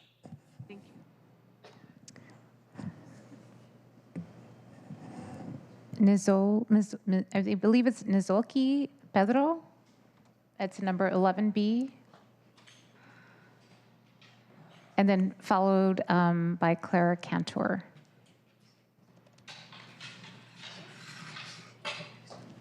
Good evening. I am Zola Pedro. I am the Angolan community leader. And on the same time, I work with Pastor John in Riverton Park Village as a case manager. Most of the people who are there, I can say 50% are people who came from my original country. I work hardly with Pastor Jen every day to register people, to register kids for school. My question is to know, the kids we are registered for school, where they're gonna do their homework. Sharing the tent as a house. Unbelievable. Those people face many things, atrocity from their country is why they came here in the United States. They cannot believe that in the United States people can sleep in the tent or on the street. We need to help them because before the war's coming, they are sleeping in the tent. The breathing can cause the pneumonia and other disease. Thank you. Clara Cantor is followed by Tom Graff. Hi, can you hear me? My name is Clara Cantor. I'm a community organizer with Seattle Neighborhood Greenways, and I'm also a member of the Who Streets Our Streets and the Solidarity Budget Coalition. I stood with the demonstration earlier honoring the individuals who have been killed this year by traffic violence on our streets, in asking you to not cut Safe Streets funding for safe routes to school, for Vision Zero, or for ADA accessibility, all of which are already woefully underfunded compared to the need. I'm also standing here in support of the solidarity budget demands that so many of the other speakers before me have mentioned. Instead of pitting needs against each other, we need to shift funding away from police and from criminalization, and especially from ineffective surveillance technology like ShotSpotter. And we need to invest those funds in communities, which means in transportation and housing and climate justice, public health, care, services, fair wages for our workers, and in general basic income.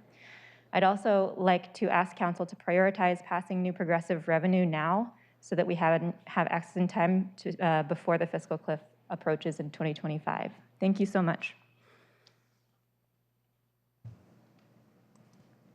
Following Tom Graff will be Ryan Driscoll. Good evening. I'm Tom Graff, the chair of Belltown United. It is a pleasure to see City Council actually present here. This is taxing for you, I'm sure, and I appreciate the four of you being here in person. It takes a lot for me to sit in the audience this long, and I can imagine what you're going through, and it makes a difference to actually see you here. A face on a screen behind a mask is not the same as being present, and I appreciate what you're doing here. I am speaking in support of the mayor's proposed increase in funding of about $1.8 million for CCTVs and license plate readers.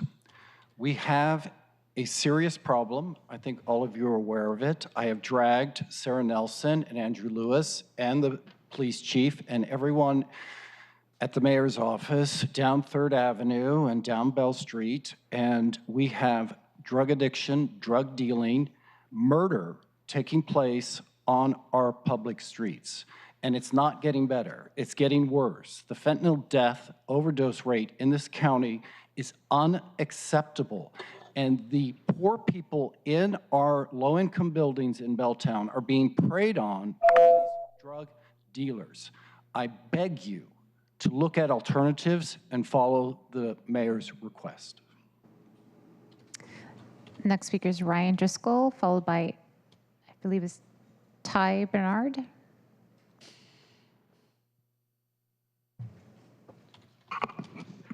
too short for this. Good evening, council members. My name is Ryan Driscoll. I'm a resident of D3, and I'm here in support of the solidarity budget demands and their 9 guarantees. You know, it's a cliche when we say that the budget is an expression of our values. And I want us to think about, as you all are making these tough decisions about where this money goes, what different values would lead to different decisions. For example, when we're thinking that we value financial responsibility, you all are the stewards of the city budget. For me, that means that we look at when we have expected revenue shortfalls coming and we invest in, or we start our progressive revenue earlier rather than later. We want to make sure that that money is coming in now so that we're not forced into an austerity budget. Or when we say that we're valuing safety, which I hear all the time when I go and knock on doors and talk to potential voters about what matters to them. When we're thinking about safety, are we thinking about those root causes of what actually makes all of our residents feel safe? Are we thinking about where our money is going into the immediate needs that people have right now? Things like substance use treatment, behavioral health treatment, all of the excellent arguments that we've heard about affordable housing and tiny home villages and the different shelter forms that we need. When we're also thinking about safety, we want to think about our people who don't have homes. What actually leads to safety for them? Is it sweeping them from place to place, or is it investing in the alternative forms that they actually ask for and that they need? Thank you. T. Bernards, followed by Aaron Espton.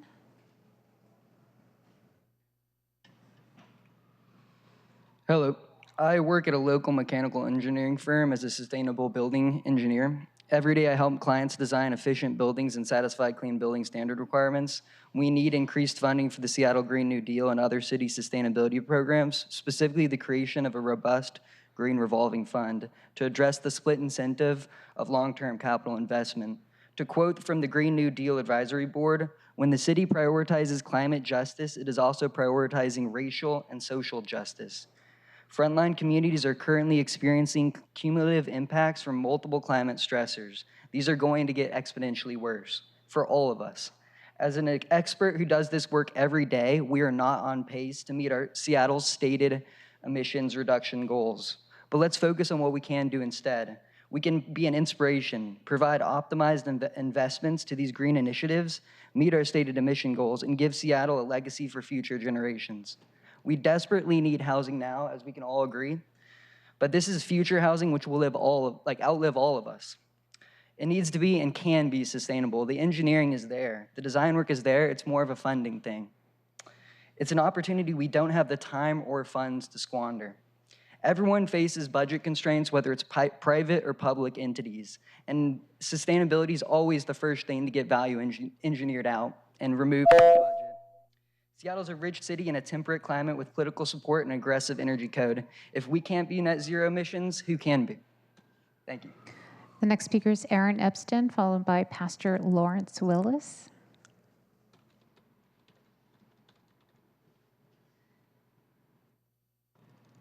Hi, I'm a volunteer with Central Seattle Greenways on the Fixed Route 8 Transit Project. I represent the over 800 transit riders who have sent letters to the City Council. And I come here to highlight the decreasing reliability of routes like the 49, the 8, the 43, and the 7. These are the highest ridership routes in the city that go through some of our densest neighborhoods, but they're less than 60% on time at all times of the day. This is morning, midday, rush hour, and night. And for some routes like the 8, they're less than 40% on time at rush hour. For a bus that comes every 15 minutes, that means the schedule is basically meaningless. In South Lake Union, Route 8 goes 3 miles per hour. That's the median walking speed for an individual. Most people can walk faster than the route. And these reliability problems affect the entire system, not just the one route. It means people can't transfer to these routes because they can't rely on the schedule. It means that they can't rely on them when they want to get to where they need to go.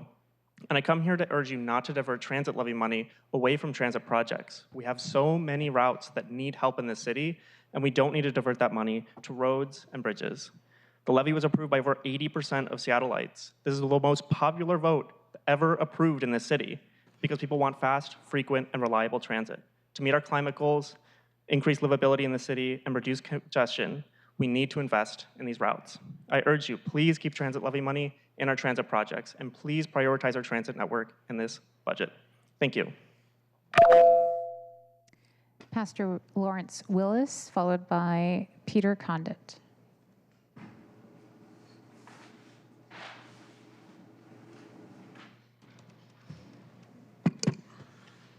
Good evening, Council. Pastor Lawrence Willis, also representing United Black Christian Clergy of Washington State, over 25 churches that are represented. Also, I run a program called Love To, lending our voluntary efforts to others, which builds the tiny houses. Also, our church sponsors 3 tiny house villages, which have 120 tiny houses on them. Through my experience with working with those that are coming off the streets, going into housing, the support that they need is case management, which Lehigh and other organizations help with that case management to help them with long-term housing. And so with support of 4 more villages, Barb showed the graph on how many people that we can bring out of the cold into tiny houses, into warm housing in tiny houses. So I'm asking that you please support 4 more villages and see how the difference that we can make in this community and this city, because this is the Emerald City. We have beautiful tiny house villages, fenced off. If you would go by there to see them, they're kept up very well, and I also work with students that build them. So please give for 4 more villages and watch how we can really be a blessing to this community and to Seattle. Thank you. Our next speaker is Peter Condit, followed by our last in-person speaker for this set will be Melinda Nichols.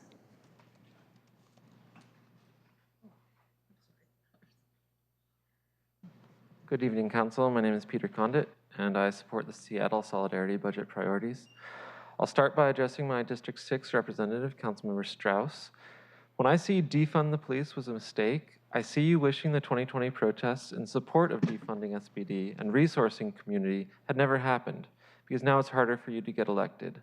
Ultimately, what I'm sure we both want is for the police to have never killed Charlene Lyles, Breonna Taylor, George Floyd, and too many others. But police are violent. Their job is defined by the ability to force another person into handcuffs, cages, or the pavement.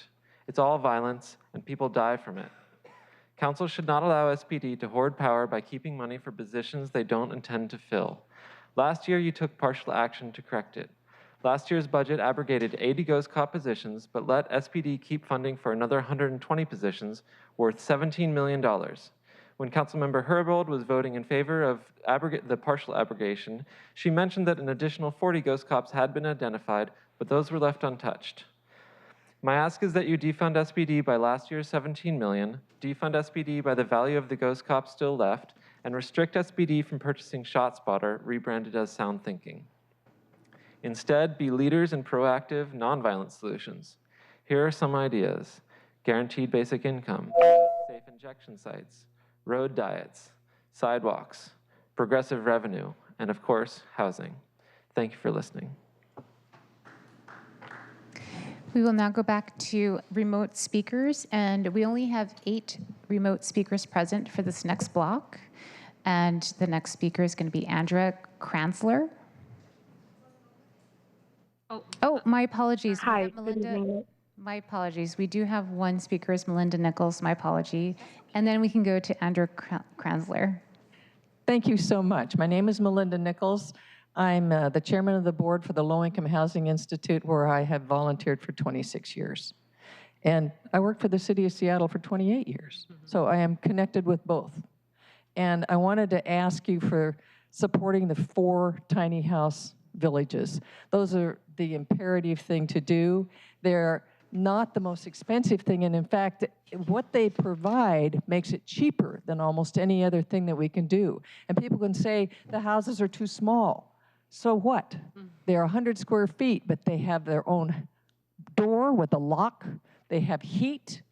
They have beds. They have a roof over their heads. They have protection. They have a fence around the entire place. It is absolutely crucial. But I also wanted to say thank you for your generosity, your history, your stepping up to do the right things. You're one of the most credible cities in the United States. We get calls from all other kinds of cities around the United States. How do you build tiny houses? How do you do this? I want to be connected. I want the Low Income Housing Institute to be connected with you so that if you get questions about this from other places, that we can provide you all the support you need because we have specific information about the whole thing. So I really want us to build partnerships, and thank you so much for how wonderful you are. You are a wonderful, wonderful organization, and we want to support you any way we can. Lehigh, thank you. Thank you. Now we will go back to remote public comment. And Andra Kranzler. Hi. Good evening, council members. It's a pleasure to be before you this evening, and I just want to say thank you so much for the just diligent work that you've been doing to adopt really strong eviction laws or housing laws that help renters raise eviction defenses to stay housed. As the director of the Tenant Law Center, I have the honor and privilege of representing Seattle renters in learning about their rights, asserting their rights, and getting legal services that start at a transactional space and lead all the way to trial advocacy. Our average case lasts 6 months, and we can say that if we are representing a renter, they get to stay housed. They're not going to have a bout of homelessness. We also get to work with rapid rehousing programs like HEN and supportive services for veterans and families and the variety of family rapid rehousing programs. And in those spaces, we get to help people come out of shelter and get into new housing by resolving past eviction debt. Permanent housing is the only solution to the public health crisis. Eviction defense is your #1 tool to achieving that goal. I just want to implore you to be just bold and to continue to think about how. Our next speaker is Jeremiah Miller.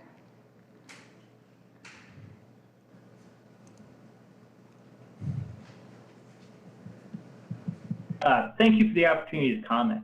My name is Jeremiah Miller, and I'm the legal director at Working Washington and Fair Work Center. I'm here today to urge the committee to ensure that Seattle's best-in-the-nation labor standards have meaningful public enforcement. Seattle's model for labor standards is built on the understanding that public enforcement of those standards is essential. And public enforcement means something much broader than individual enforcement actions by a city agency. Public enforcement is only meaningful when it includes agency enforcement, outreach and education, and, critically, community support in the form of community-based outreach, education, and enforcement. When it was formed in 2015, the Office of Labor Standards was responsible for 2 existing labor standards, and as well as 2 new labor standards, the minimum wage and wage theft ordinance. In its enabling legislation, the Community Outreach and Education Fund was also formed. Today, OLS is tasked with enforcing more than 3 times as many laws, including recently passed app-based worker protections that expand basic minimum workplace standards to the growing number of gig workers in Seattle. While OLS's budget has grown modestly over the intervening 8 years, it has not kept pace with the expansion in its mandate. And, strikingly, the Community Outreach and Education Fund has not grown at all. Underfunding public enforcement of Seattle's labor standards has real consequences.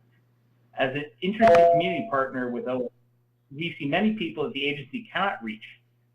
OLS cannot serve these workers, not for lack of will, but for lack of funding. And community nonprofits like ours have had to limit. Our next speaker is Evelyn Anthony, and we are at estimated speaker number 40.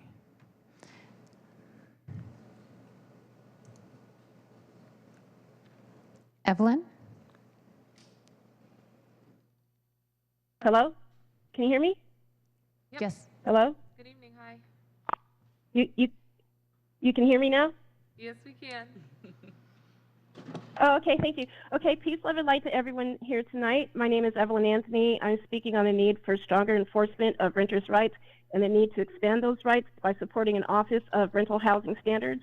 I'm a precinct committee officer for the 32nd Legislative District, a 2022 independent candidate for Washington State Senate, and I live in District 2. I'm an 8-year resident of Chester Apartments owned by SPI Management out of California, who operates 20 buildings in the Seattle-King County area. They are the third largest affordable housing company in the country.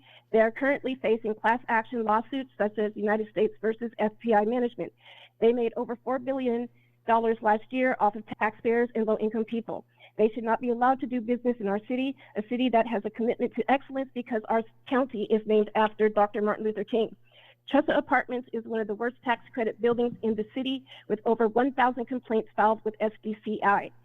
They have severe systemic plumbing problems that have existed for the entire 8 years that I've lived here, and that has resulted in toxic black mold, pest infestations, and in severely compromised and questionable structural integrity. Ceilings are caving in, floors are being pulled up, and the building is not safe.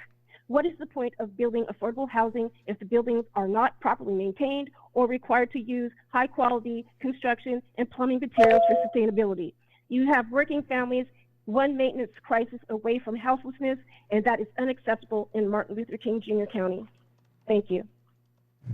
Our next speaker is Inaki Longa.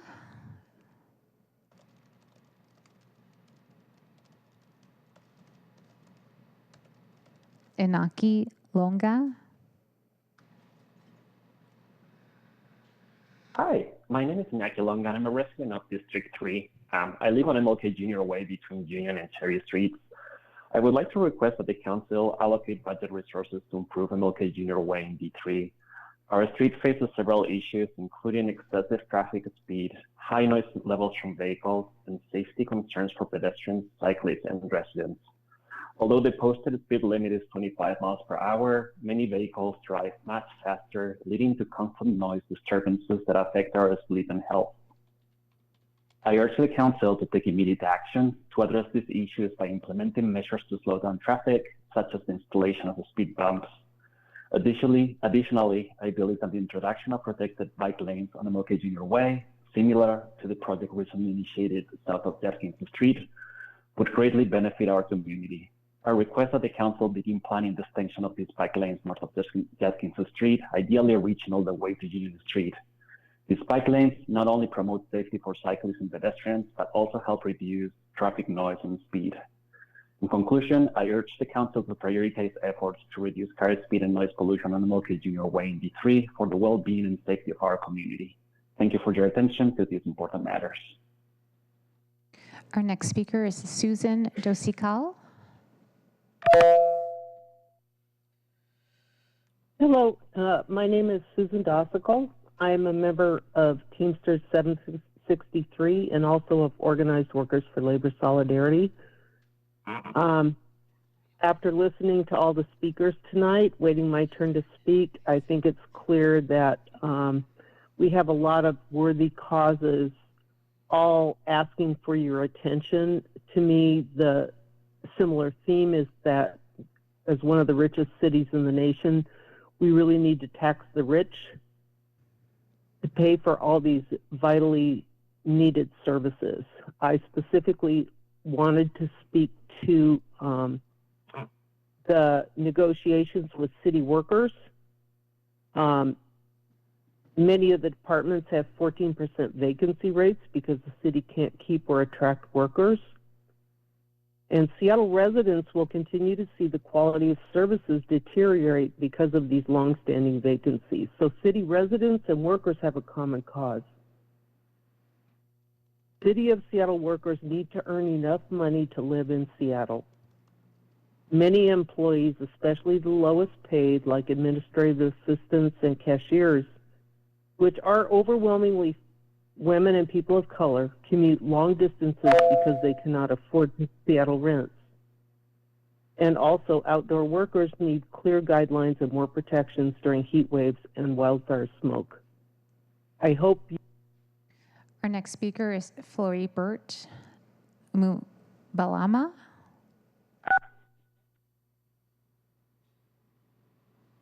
Yes, my name is Floribert Nguamubalama. I'm the CEO and founder of the Congolese Integration Network. I have an office in Seattle, and I'm speaking in support of the $2 million that the coalition is requesting for emergency indoor shelter for the asylum seekers living in Tukwila for rapid housing and culturally and linguistically appropriate guest management. My history with the city of Seattle asylum seekers situation started in April when I received a call from one of the pastors in Seattle asking me to help a family from Congo that needed a place to sleep. I understood that these families have been coming in Seattle, sleeping on the streets, in the churches, and this situation has reached Tukwila because one of the churches accepted to provide a welcoming place for these asylum seekers. Our community is urging the City Council to consider this as a humanitarian crisis and allocate funding for it. Thank you so much. Our next speaker is Aaron Carr.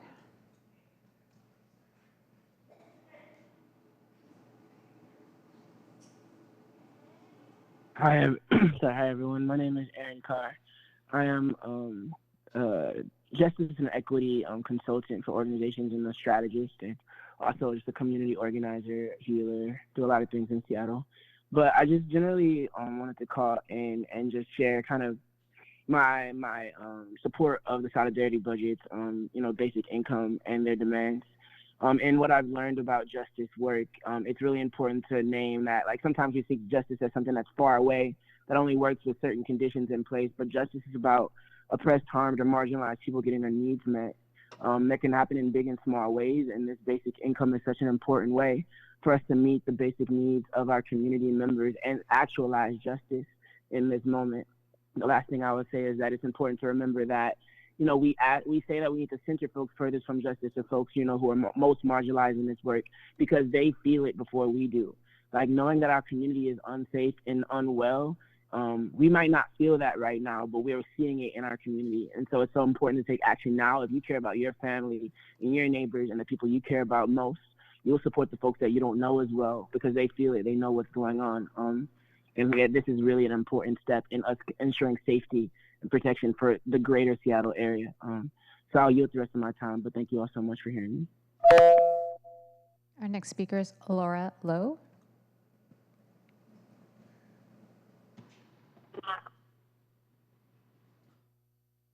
Hello, Council. My name is Laura Lowe. I'm a volunteer with Share the City's Organizing Collective. We strongly support the solidarity budget, a path to guaranteed basic income in our communities, and are very passionate about the concerns that so many wonderful community members have brought up this evening, especially about renter protections. While our main advocacy focus has been around the comprehensive plan and public broadband, I'm calling today to express our deepest concerns with shot spotters. It really exemplifies the deep hold profiteering lobbyists have on our city. Community members tonight have skipped dinner with their families, and many of us, including me, are not paid to be here. Our voices are very important. Our budget shouldn't be controlled by national lobby firms who want to waste our precious funds. ShotSpotter is one of the clearest examples of wasting resources that I've seen in the 11 years that I've been testifying at budget hearings. By law, this technology would not be able to be purchased until it goes through a SIR that includes the Race and Social Justice Initiative review. But unfortunately, Deputy Mayor Burgess wants to skip that with an omnibus SIR. Don't let that happen. Don't let us waste these resources. We have a history of redlining. We know that ShotSpotter will double down on that racist history. Don't waste these resources. This is an embarrassment that this in our budget. Please watch the amazing panel about guaranteed basic income that the Solidarity Budget folks streamed live, and have a great evening. Our last registered present speaker is Jade Wise. Thank you. Hello, Council. My name is Jade, and I am a displaced Seattle D5 renter, and once again on the verge of homelessness. I'm a former public servant and currently a housing justice advocate and organizer. I'm also a member of the Washington State Lived Experience Coalition. I urge you all to fully adopt the solidarity budget. As others have stated, this budget is a moral imperative.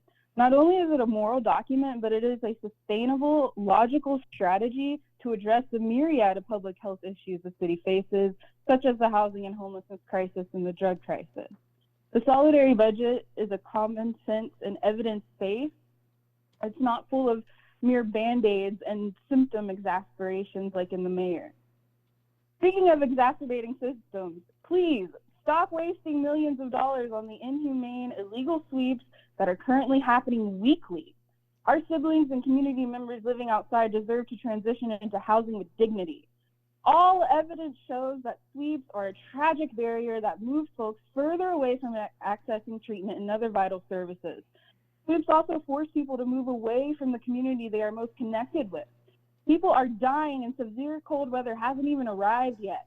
There are children living outside. Have any of you ever had to navigate living outside in the freezing rain? Do any of you know what it's like to survive an entire winter in a building that has zero utilities? I have. Listen to the people with lived experience and stop the sweep. We have one more registered public commenter who's now present, and that's Paris Chapman.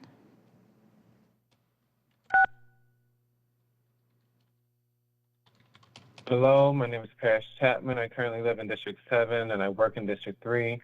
I agree with a lot of what has been said already, so I'm going to try not to repeat too much. I'm asking you to invest in preventative solutions, not policing, not responsive solutions, but things that will prevent violence in the future. So the values that are included in that Seattle Solidarity budget, that's what we're going for: progressive taxing, revenue, and guaranteed basic income programming. I'm a Black, queer, third-generation Seattleite, a survivor of domestic and sexual violence and houselessness. And I've worked in housing, employment, and education and gender-based violence for the past 12 years in this city. And over my career, I've watched some of my colleagues face the same experiences or become the populations that we are intending to serve, and not be able to respond to those violences, both systemic and interpersonal, in a timely manner because they don't have the cash on hand to do so. And I'm asking you to invest in a way that people can have the resources that they need to respond quickly to those solutions or to those situations, and to not invest in more criminalization efforts, not invest in more policing, not invest in things that will continue the history of redlining in our city. As my city has, or as my family has been pushed out of the city, I know what it feels like to be having to struggle for housing here. And yes, please just invest in prevention. Please invest in guaranteed basic income. I yield my time. Thank you so much. And I would just want to note for the folks who are still wanting to provide testimony online, a number of people are listed as not present. So again, I'll read those names: Awa Drame, Arita Thathel, Alian Cyber, Zora Eldenstein, Marit Bloom, Margaret Sill, Martha Quiros, and Aaron Fried, along with Elaine Spencer. Okay, thank you very much. And Madam Clerk, I think we can go back to the folks in the room. Again, if you heard your name called or if you believe that you were signed up for public testimony, we've actually reached the end of the remote public testifiers. So please do dial back in and we'll look for you after the next 10 people in the room. Next up is Andy Spalletta.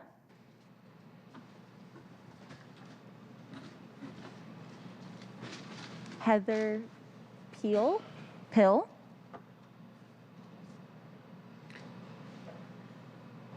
Dorothy Thomas.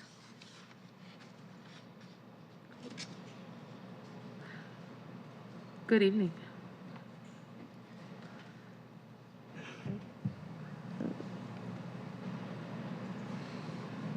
Hi, I'm Heather Peel. I reside in Uptown, and I want to thank the council members for voting against the allotment of $1.1 million to fund further study of the Center City Connector that's now called the Culture Connector. And I'm urging the council, since I noticed there is money proposed in the mayor's budget for 2025 and 2026 in the capital improvement project budget, I'm urging the council to end this project now.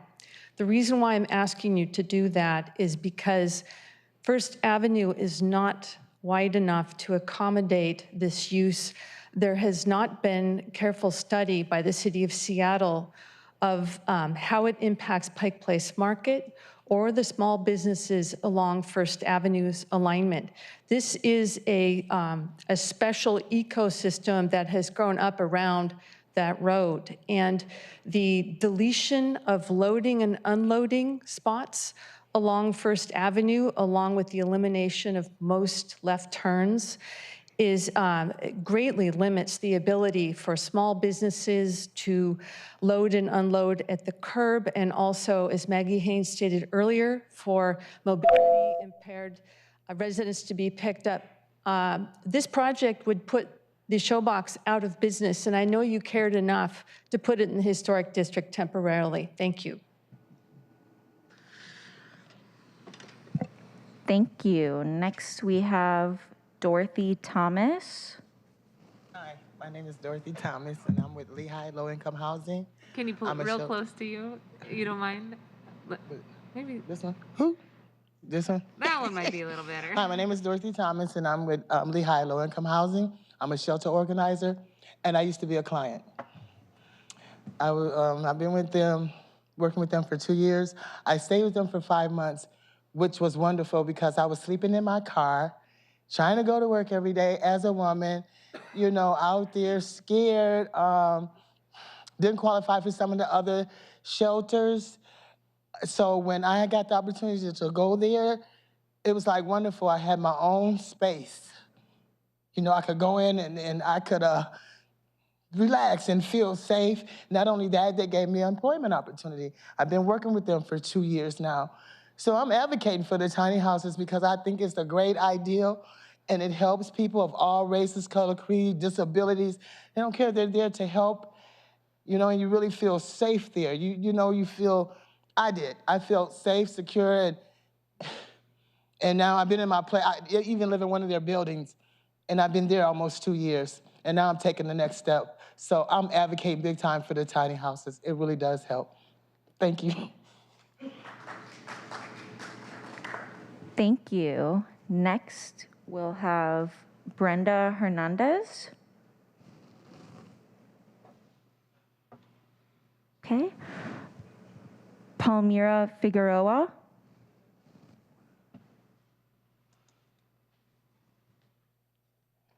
Hi there, Palmira Figueroa, and I'm here as a resident of Seattle and also a social justice organizer and a consultant for One America. We are working with Pastor Jan and a coalition of about 30 organizations to support the almost 300 asylum seekers living in tents in her church. And as an immigrant myself, and as an immigrant justice organizer, I just wanted to appeal to you, since we know that someone might say, this is not in Seattle, why are we here?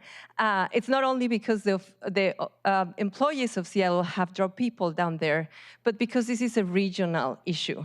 I don't want to phrase it as a problem. Every time I'm there, I am blessed with many, many kids, about 74 of them, that are living there and eager to be a part of this country, to be a part of this society, that are fleeing wars, are fleeing hunger, are fleeing horrible conditions. Sorry, I'm emotional. Last week, I took one of those kids because he was lethargic to the ER.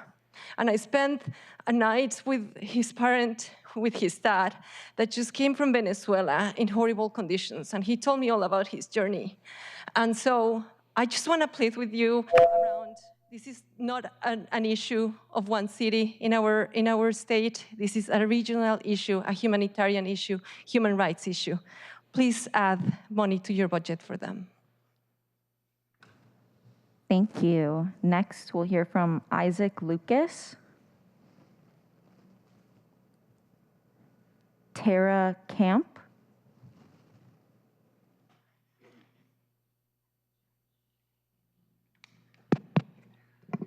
Hi, and good evening, council members. I will keep this as brief as I can. My name is Tara Camp. I am a constituent within District 3. I'm a strong and proud supporter of the Solidarity Budget demands and its 9 guarantees. Simply put, my support for these guarantees come from my absolute love of this city, in addition to where I live and what I bear witness to and experience almost daily.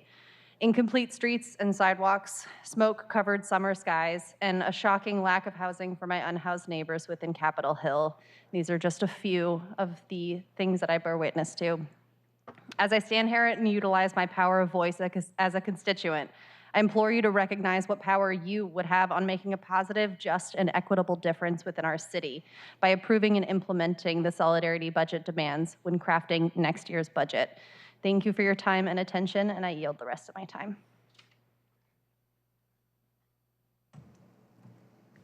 Thank you. Alex Fayer.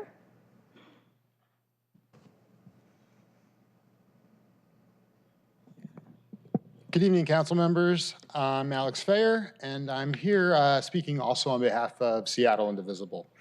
I wanted to add our voices to those urging you to allocate emergency funding to the roughly 300 asylum seekers now sleeping at the church, many outside in Tukwila. Tukwila already declared a state of emergency, citing lack of resources. And to those who may say it's tragic, but it's also Tukwila, the Seattle City employees have been directing people down there, and as Pastor Jan just said, SPD dropped them off. So I urge you as public servants, but also as human beings, it's time to allocate money from Seattle's Rainy Day Fund to help alleviate the emergency we helped create. This is not just Tukwila's problem, it's Seattle's problem. This is our problem. Intentional or not, Seattle played a role in this crisis, and we have a moral and civic responsibility to act. Thank you.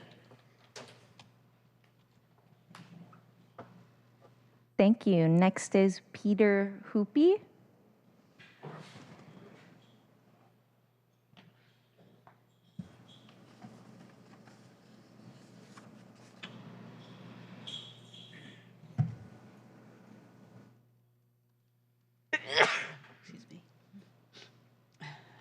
Good evening. My name is Peter Hoopy, and I myself was homeless, nowhere to go, just didn't know what to do, and I was given the opportunity to stay at the Tiny House Village at the Skyway Progressive House in Renton. That's funded by Lehigh. And through me staying there, I was given another opportunity to be working there as an employee. Started off as a security officer and worked my way up to a case manager now. So the program really does works for us because I'm a good example of starting from the bottom and working my way up here, and I still got a lot more work to do, but I urge you guys to support the housing that they're trying to fund here, because there's a lot more families out there that needs the help, and that's what we're here for. We're here to support them and give them all the help that we can and the resources. I want to thank you guys for everything that you guys do to support our organization also. Thank you. Thank you. Next is Vanessa Reyes.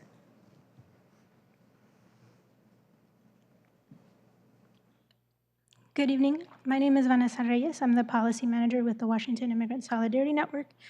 And I'm also here today to ask for the Seattle City Council to support the asylum seekers, not just the 300 who are sleeping outside in tents and on the grounds of the Riverton Church in Tukwila, but also the many others who are also in our region. As others have already shared, folks are coming to downtown Seattle, being directed by city staff to Tukwila, but they're also being housed in our shelters. They're staying in Seattle streets, and more folks are coming all the time. I think Pastor Jen said each weekend 15 people are arriving. There's multiple crises around the world, climate emergencies, wars, conflicts, humanitarian disasters. We know around the country that many asylum seekers are coming to the United States, and many cities are struggling to respond. And it's time for Seattle to respond. We know that we call ourselves a welcoming city, and it's time to put action behind those words.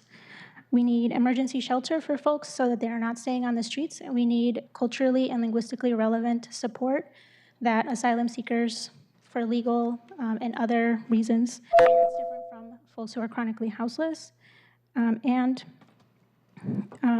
yeah, housing and shelter are the most important needs. Thank you.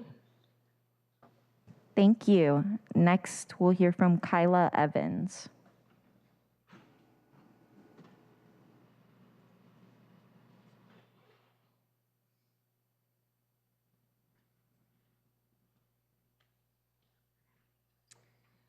Good evening. My name is Kyla Evans. I'm a social worker and a commissioner on the Seattle Women's Commission. I'm here today to speak on behalf of the Commission in favor of necessary wage increases for housing, childcare, and other human service workers. We ask that you fully fund the $49 million worker investments included in the 2024 budget proposal. Earlier this year, after years of living on the street and in temporary shelters, a client of a colleague of mine came up on a housing wait list and a unit had been identified for him to move into. It was amazing news and the team celebrated. That is until we learned that because of staffing shortages at the housing agency, they had stopped new move-ins. He would wait several months before he was able to move into the empty unit that he'd been selected for. Childcare programs face similar staffing challenges with vacancies caused by low wages. A fellow commissioner shared with me her challenges in getting care for her young child because many early learning programs are short-staffed and forced to reduce class sizes or close entirely. Like many parents in Seattle, her ability to maintain her employment and contribute to a city and community she cares about is directly tied to consistent and dependable childcare. Without human service workers, the city doesn't work, and we simply cannot solve our pressing problems. Thank you for your time. Thank you. Next is Andrew R. Garcia Jr.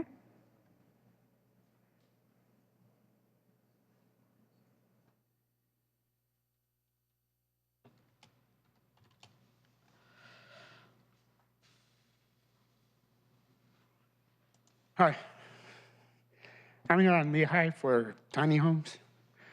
I've only been homeless for a year, but I was assaulted in my sleep, and it hasn't happened since I've been there. Do what works.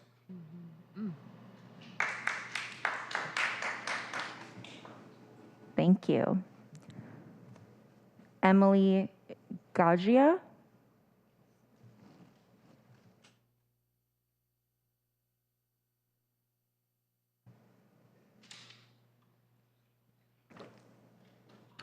Hi. Thanks. I know you've listened to a lot of testimonies tonight, but I just wanted to add mine to. I'm Emily Gaggia. I'm a Seattle resident, and I work for the National Day Labor Organizing Network. I've worked for almost 2 decades with the immigrant community, many of those years here locally at Casa Latina. I'm a concerned citizen for the critical situation happening now at Riverton Park United Methodist Church. It's an emergency that the church is handling, but it's not enough. I was there Monday helping that same child that Palmyra had brought to the hospital the week before. He was sick again. He was in his tent shivering. He had a fever. There's people donating things, but there's very few people on the ground there being able to hand out the resources. The child didn't have shoes on when I found him, nor a jacket. Seattle's a sanctuary city, yet the term feels hollow to me right now, knowing that 20 minutes from where we are sitting right now, hundreds of people are camping in tents, wet and cold, and yet with an immense amount of hope and belief in you guys. They truly believe that the government of Washington State is going to give them housing. And so I want to fulfill these dreams for these people. They have made harrowing journeys to get here. Many of them have come from incredibly tragic situations. And let's give these people a chance to have a fresh start and be the country that we believe we are to be. Let's believe the city we are to be. Welcome them and give them the right start. Thank you. Let's find an immediate solution. Thank you. Next is Anthony Martinez.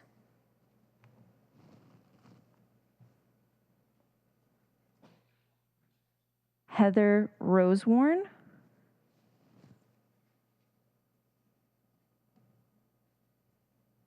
Good evening. Thank you for being here. My name is Heather Rosewarn. I'm a labor and delivery nurse at Virginia Mason. Thank you for being at our picket this week. I'm here also to speak on the human rights crisis that's happening in Tukwila. Years ago, I worked on the Texas-Mexico border in immigrant houses, welcoming people and hearing stories. We know that these people came here because life was terrible where they were at. They didn't want to leave. They faced violence. Here they're getting re-traumatized. I can't imagine what it's like to be living in a wet tent right now with my children.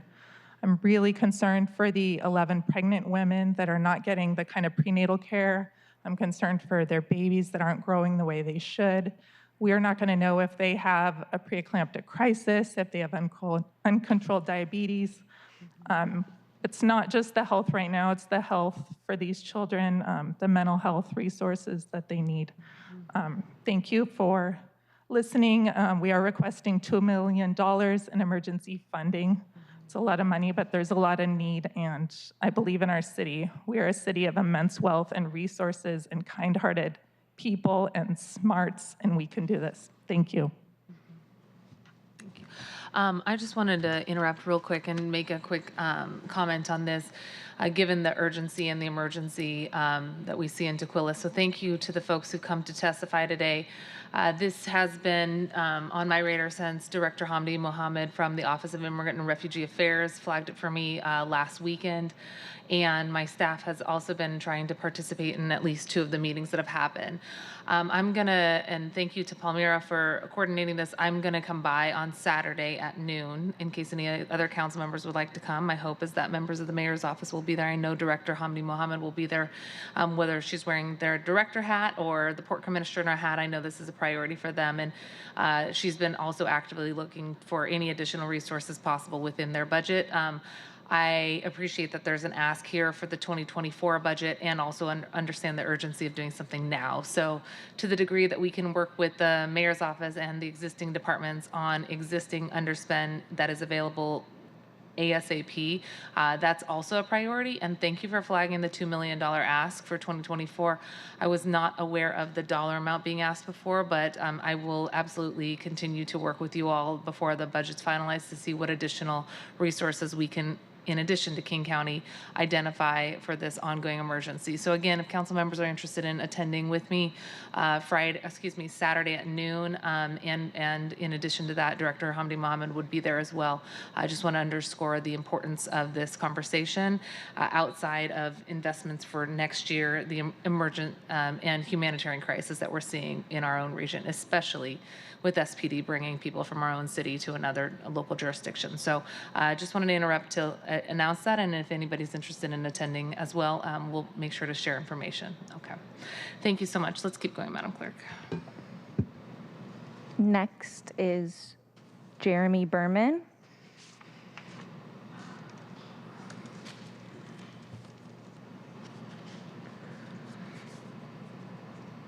Hello, thank you. My name is Jeremy Berman. I am a resident of Seattle, and I'm also an emergency medicine physician, and I want to reiterate a lot of what the prior speaker, Heather, mentioned, and I'm here to elevate the concerns of the asylum seekers, particularly in Tukwila.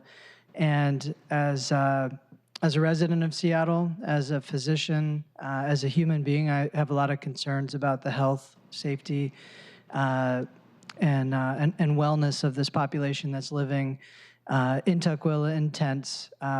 The winter is coming quickly, and this is a very difficult time for unhoused people in tents. There are, as was mentioned, close to 300 people. 75 of them are children.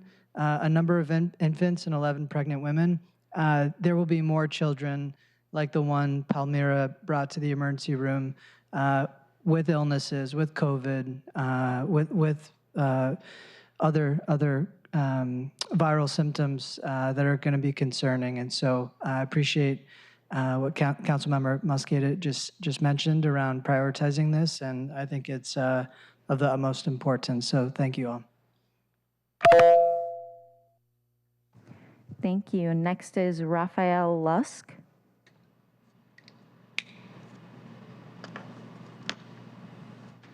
Miles Hagopian.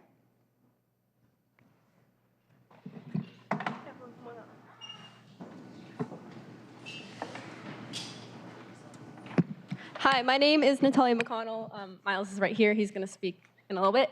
But I go to Franklin High School, and I'm also part of the Seattle Student Union. And we are demanding that you fund $28 million for school therapists, counselors, and social workers by taxing Amazon. It is necessary. Students do not have enough mental health resources in our schools, especially in the south end of Seattle. We have one therapist for 1,300 students at my school. It means that almost no students can get appointments, and students can't access out-of-school resources. We also have 4 counselors for 1,300 students at my school, and that means that my counselor has to help facilitate counseling services for 400 students, close to 400 students, which is well above ACLU's recommended amount of 250 for every 1 student. And we certainly have the money in the city to fund this. Amazon has quite a lot of money. You only have to increase the Amazon tax by a small amount, and we can provide enough services for every single student in this city. We are joined here today by counselors who came in online and then also in person, and everyone behind me, as well as close to 600 students who signed our petition, which I am going to give out to you at the end of the meeting. Fund $28 million for school mental health counselors by taxing Amazon now. Thank you. Next is Terrell Cotton.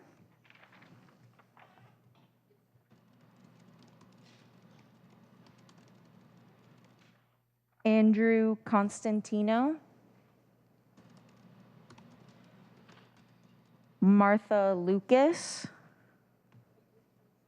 I think they're walking around. Oh, sorry, I thought, okay, we'll have you go after this, after Ms. Lucas. Okay. Good evening, council members. My name is Martha Foster Lucas, and I'm a District 4 Seattle resident, a native Seattleite, a child of immigrants that fled a communist regime and a decades-long protracted civil war, and the ED of Washington State Coalition of African Community Leaders. We serve 160 African descent leading and serving member organizations, businesses, and individual members with a social media reach of 140,000 plus. Several of our members are currently online and have spoken already. I'm here in support of, I don't want to repeat things that were already said about the Riverton Park United Methodist Church, other than to thank personally Pastor Jan and the coordinating committee for all of the work that they have been doing daily to ensure the asylum seekers are cared for and are getting services and places to temporarily sleep. We are here to educate you on the importance of and highlighting it is a regional issue, which I know that you guys are aware of. But at a recent meeting, what you may not know are some of the numbers, and I want to put some numbers to what is being said today. At a recent meeting, DSA actually indicated that 8,000 asylum seekers at the southern border have indicated they're coming to Washington State. So it's going to continually come. They're going to continually come.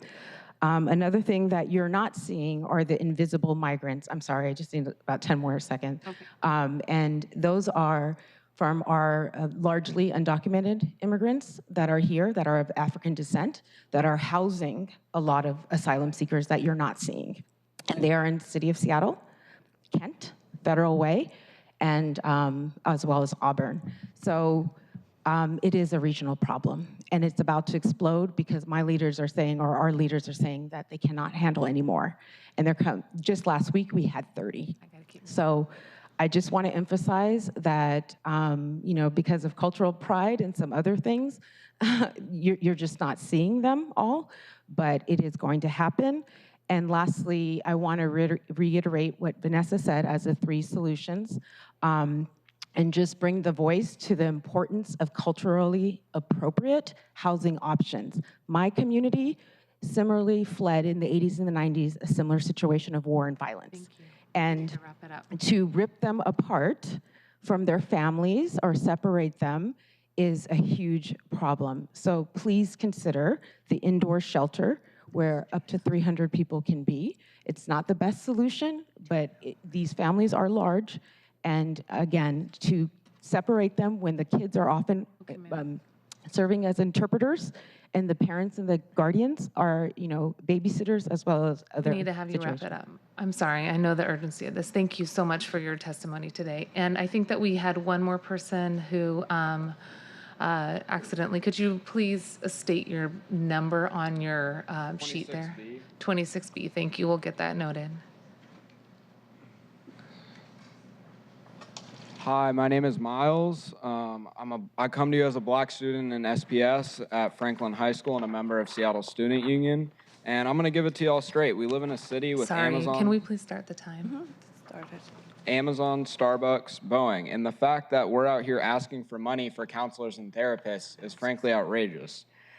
There is currently $31 million in Ghost Cop positions, which are SPD positions that won't be filled. There's plenty of money in this city. That's why we demand $28 million by increasing the Amazon tax for counselors and therapists.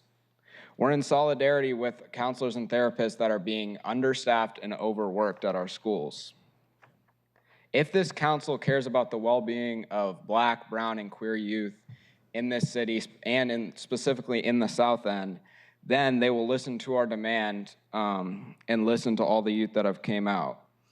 After a pandemic that has led to more isolation and hurt a lot of youth's mental health, including myself, then you must listen to the 500 students that signed our petition to demand an increase to the Amazon tax for $28 million. Tax Amazon. Tax Amazon! Fund counselors. Fund counselors! Tax Amazon. Fund counselors! Thank you. Thank you. Can you please take the poster too? Just don't want to have that left.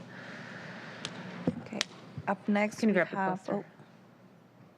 we have Amaro Castañedo. Thanks, Faride. Could you please grab the poster? Yeah. Did you want to take the poster with you?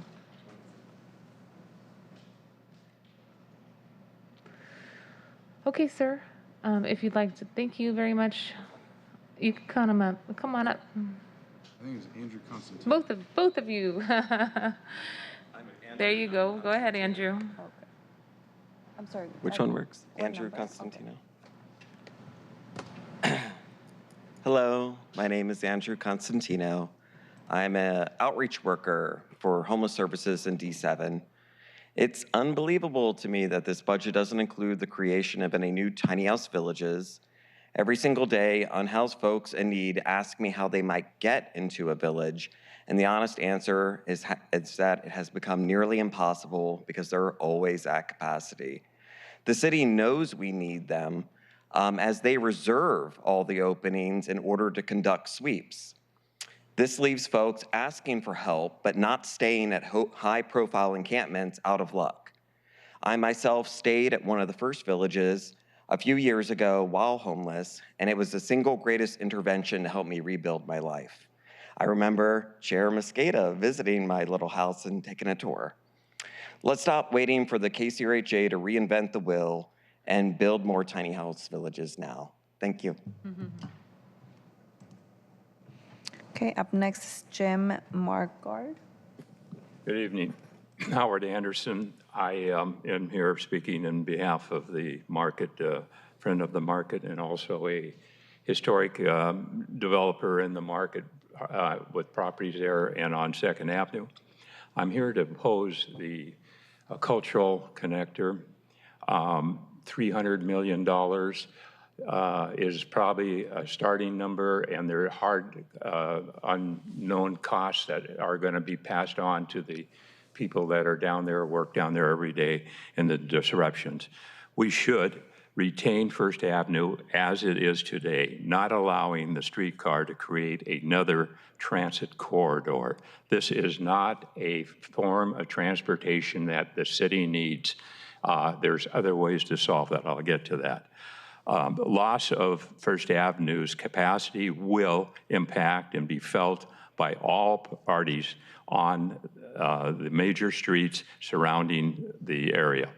But Most of all, we must recognize the historic nature of First Avenue, and the businesses, residents, visitors must be protected from major taking of the right-of-way. Bring back the First Avenue, the transit that was removed in 2017 to make room for the streetcar, and bring back the buses that were removed to connect uptown all the way down to the International District and serve everybody on that street without destroying the area. Thank you. Okay, up next we have Jim Margard.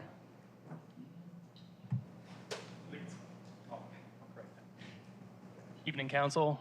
My name is Ian Halcott, and about 24 years ago, my family and I opened up a chocolate shop on First Avenue, across the street from the Showbox Theater. And so we've been there a long time, greeting all those tourists who love to come and see our town, and we like to show off for them. The thing that I'm here speaking in opposition to the streetcar. It's going to have a massive impact on my livelihood. It's going to have an impact on all the businesses, small businesses, the market, the Showbox Theater. It's going to make getting product in and out for those tourists to have bottled water. It's difficult to have, linen service for restaurants that everybody enjoys around here. The thing that 3 years of what will be construction on this project will be not survivable from those businesses that have made it through COVID and have been fortunate enough to stick it out in downtown Seattle to see it, light at the end of that tunnel. But, currently there's no, this project, it feels like a tourist shiny object. It is not something that's actually going to serve the residents of Seattle. It's not going to help my employees get down to work better than, there's other alternatives to that are less expensive than are already available for us to do to improve public transportation. What I always like to, say is that, the tourists don't come to Seattle to buy my chocolate, as good as it is. They're here to meet the people. And this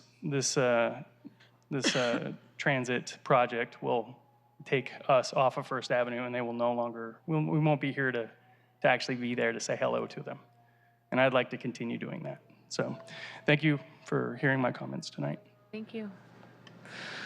Thank you very much. Next we have Jim Margard. Could you repeat that? Jim Margard. Jim? Okay. Oliver Mioka. Okay, I think that's Jackie Matthews. Sora Elstein.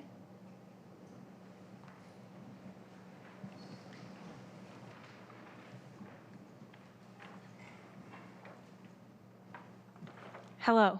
Thank you so much for being here tonight and listening to a group that is often unheard in these spaces, the students in this city. I appreciate it. I'm a senior at Ingram High School, and I'm here with Seattle Student Union with the support of Thomas Swant's office and the 500 people that we mentioned that signed this petition to get $28 million from the Amazon tax to support counselors and other support staff in Seattle Public Schools. Counseling and support staff are preventative measures necessary for the safety and health of our schools. Counseling can help intervene in drug abuse, support students experiencing homelessness, all topics that have been talked about here tonight, and prevent acts of violence like the shooting that occurred at Ingram last year. SPS is severely lacking in the one-on-one support that countless other issues, alongside all of these other ones, require. It is vitally important to me and my classmates and everyone that I see at school every single day that these gaps be filled. Investing in schools is investing in every single aspect of our communities that's been talked about tonight. Every single student is a part of all these communities that have been talked about tonight, and it's important to support them. I'm asking you to please increase the Amazon tax and allocate $28 million of those dollars towards support for our students. Thank you for your time. Next we have Maggie Sill.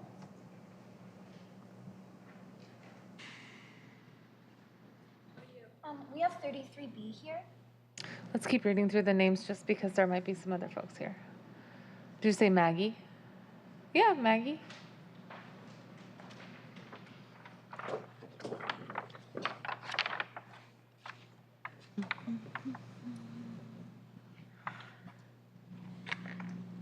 Hello, council members. My name is Maggie Sill, and I'm also a senior at Ingram High School. I believe that investing in mental health care for today's teenagers is an investment in the future of Seattle. When students are given the opportunity to heal and understand themselves through the assistance of psychiatrists and therapists, they become adults who are able to self-regulate and devote their time to positive developments within their community and the world as a whole. To that point, as the climate crisis worsens, it is imperative that the planet has access to people that are stable enough to fight for it. However, Seattle Public Schools does not have adequate funding at this point to provide the healthcare that will make that a possibility. There are resources within the city, like the funds we can get from taxing Amazon more, that are not being used to support our community. We, as the students of Seattle, ask for $20 million to be allocated to the improvement of the mental health of youth through the employment of counselors, therapists, and social workers in the Seattle Public School District. I believe that this is the best way to work towards a better future for our city. Thank you. Up next, we have Ari Russell. We're the only ones left because this is such a dire situation. My name is Ari Russell, and I'm a former student and graduate of Seattle Public Schools. My sister is a current SPS student, and I'm here in support of the Seattle Student Union and Councilmember Swant's office in urging you to increase the Amazon tax to generate funding for school mental health personnel. It's more important now than ever to support student mental health services. According to Mental Health America, Washington ranks 39th of all U.S. states in youth mental health support, and students and counselors across Seattle feel and have felt the egregious lack of funding for these essential services for years. When I was a student, I struggled with severe depression, as did several of my close friends, and we were far from the only ones. Our sole school therapist helped me immensely, and access to her support is a huge reason I am still here speaking to you. But one therapist for 2,000 students was not enough then, and never will be enough. If you claim to care about students, about young adults, about children, you must increase the Amazon tax and prove it. My sister and her fellow students deserve so much better. Thank you. Next, we have John Grant. What was the name? John Grant.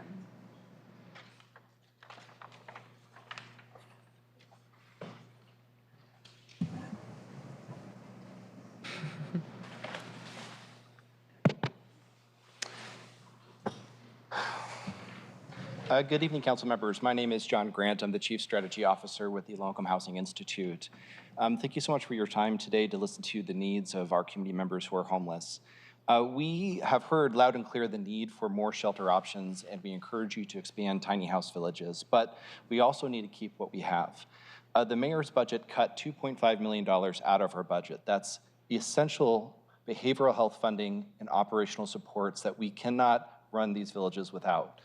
We have built a behavioral health team of 6 certified behavioral health staff members with therapeutic health services. They sent you a letter asking you to restore these cuts. This would dismantle that team. I also need to talk about Riverton Park Church. I really want to thank Chair Mosqueda for going and visiting what's happening on the grounds at Riverton Park in Tukwila. Lehigh has 20 tiny houses there, and they are full. That is why we are a part of this conversation, and also just in solidarity. I went, and the first time, I cried. The second time, I cried. I encourage you to go and see the conditions on the ground. There's a plan. We're at the 11th hour of the budget process. We get that. This is one of those moments where you need to change your plans. Thank you.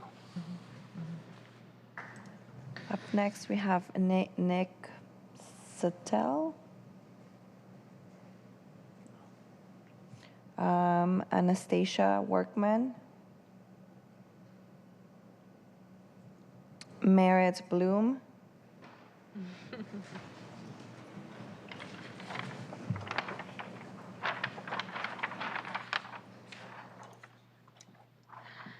Good evening, council members. My name is Marit Bloom, and I'm also a senior at Ingram High School with the Seattle Student Union, advocating for an increase in the Amazon tax to go towards more mental health funding for Seattle Public Schools. As I'm sure you all know, as you've all received considerable education, school is very difficult. The academics alone are extremely taxing on adolescent minds. Add in everything that this generation faces every day, from gun violence to social issues and prejudice. Mental health support is crucial. During the height of the pandemic, my dad remarked to me how crazy it was that I and my peers were quite literally living through major history. He questioned why I wasn't more rocked by it. I, as can be said for the rest of my generation, aren't so much fazed because we've grown up with it. From gun violence to political conflict to hate crimes and more, we are so constantly surrounded by it that we barely bat an eye. But that doesn't mean that we don't feel the effects of these events. In the year 2021, 13% of females attempted suicide, and 30% seriously considered it. 22% of LGBTQIA+ attempted suicide, and 45% seriously considered it. Suicide rates increased 36% between 2000 and 2021. In 2021, suicide was the second leading cause of death for people's aged 10 to 14. Increased mental health care for teenagers is vital to our safety and future. We request $28 million for counselors, therapists, and social workers. It's not just investing in them, it's investing in us. Thank you for your time. We're going to go back to Isaac Lucas, 19B. Hey, Farida, we can't hear you. Oh, can you hear me now? Yes. Okay, Isaac Lucas, 19B. Hi, my name is Isaac Lucas. I am currently a program participant at Lehigh, the Inner Bay location. So sorry, could I have you pause? We'll start your time again. Folks, if we could just keep it down a little bit as folks exit. Okay, let's restart your time, please. My name is Isaac Lucas. I am currently a program participant at Lehigh's Inner Bay location. I've been a Seattle resident for the past 10 years. I've been homeless for 8 of it, probably. Now, imagine going home tonight that you didn't have a place to stay and you needed to find a place for the next 8 hours that you could spend uninterrupted to find a place to sleep and not have your things stolen or get beat up or anything like that. And now, spend a week on the streets and tell me that, and then come back and tell me that you need less spending for homeless housing. They tell me that that you've cut spending for Lehigh by what, $2 million or something like that, and that's just crazy to me. Like, I've been jumped more times than I can count. I've had everything that I've owned stolen from me numerous times. I've been swept. I can't even count how many times. And to think that you would take money from these things is just it's crazy to me. That's all I have to say. Thank you. Thank you for your time tonight. Up next, we have Brenda Tirado, followed by Alexis Enwick. I think just keep reading the name. Brenda Tirado and Alexis. Okay, and the last one is Ava Owens. And I just want to make sure that if there's anybody who's here to testify and we haven't called your name yet, that we get a chance to hear from you if you'd like to. Good night. Okay, it sounds like, Madam Clerk, it sounds like that's at the end of the list of people who's here to testify. I just want to double check that there's nobody left in the room that would like to testify tonight. Oh, that's okay. Thank you for testifying earlier. I appreciate it. And we really appreciate your testimony, along with the over 100 individuals who provided public testimony tonight. Very important issues, as you can tell, and clearly ongoing and increased needs in cities across this country, and Seattle is not unique in the challenges that it faces and the larger population that continues to move here. In addition to population, there's increased need amongst the residents that are here. So thank you for sharing the priorities of the community members, and thank you for offering all of your comments tonight. Ma'am, I just want to make sure we also heard from you earlier. Is that correct? Okay, sounds like everybody was heard from today. Okay, great. Appreciate all of the public comment this evening from folks who are online and in the room. And I want to remind people that the next opportunity for public hearing will be in the evening at November 13th at 5 p.m. That will be your chance to also hear more from council members about possible amendments that they will be considering to the balancing package. And as a reminder, we have a public committee meeting coming up on October 27th. That's next Friday at 10 a.m. We will have a chance for public comment then. And I believe we will take a public comment on Friday this week as well, October 20th. So let me just summarize that in chronological order. October 20th at 10 a.m., we will start our meeting with a handful of public commenters at the beginning of that meeting. We have October 27th at 10 a.m. as well. And then November 13th at 5 p.m. is the full public hearing solely dedicated to that conversation. We anticipate having the balancing package published at least by Friday at least by 10 a.m. prior to our meeting, but I know central staff is working around the clock with many of the council member offices and ours to try to finalize that as soon as possible, so we will share that with members of the public. If you are still tuned in, I want to thank you, members of the community and the press, our colleagues who are here, the clerk, to security, to the comms team, to Seattle Channel, and to central staff who I know have been tracking many of these priorities, as well as my team, Faride Cuevas, Melanie Cray, and Aaron House, who've been here with us throughout the evening. Thank you very much to our clerks. And with that, it's 8:01. The meeting is adjourned. If you didn't get the pizza, I hope folks go ahead and get that, because we got some extra that came in. Seattle Channel